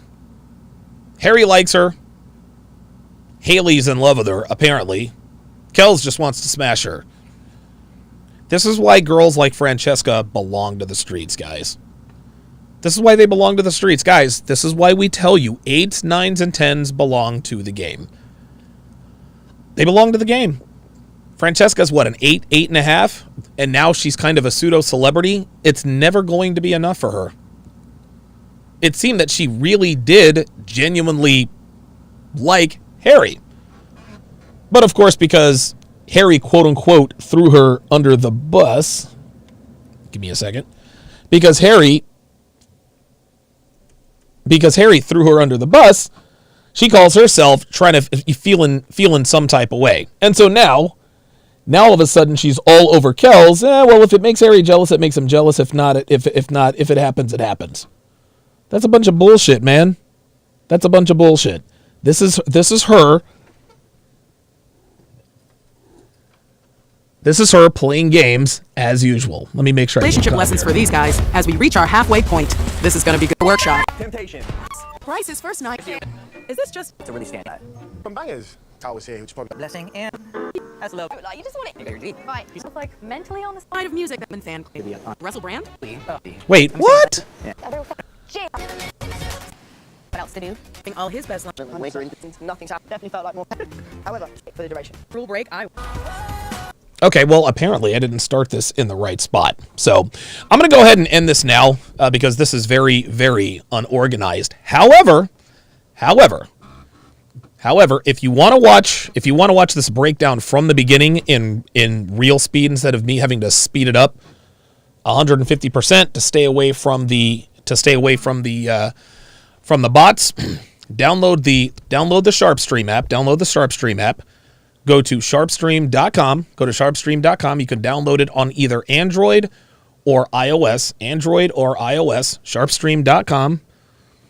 You don't have to go to the. It'll have all the links there. It'll have all the links and everything in between.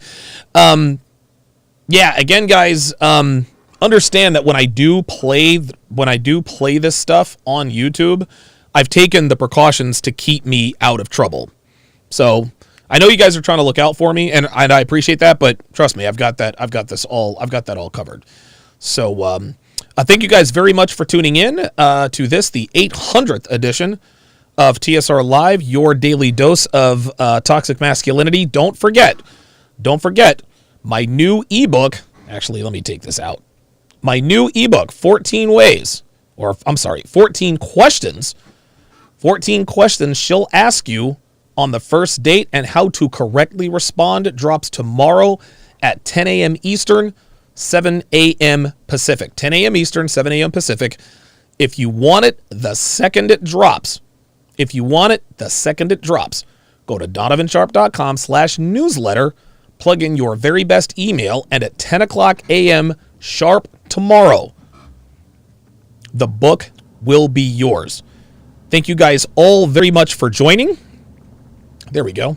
So that's going to do it for this edition of TSR Live. Thank you guys very much for making this the 800th episode.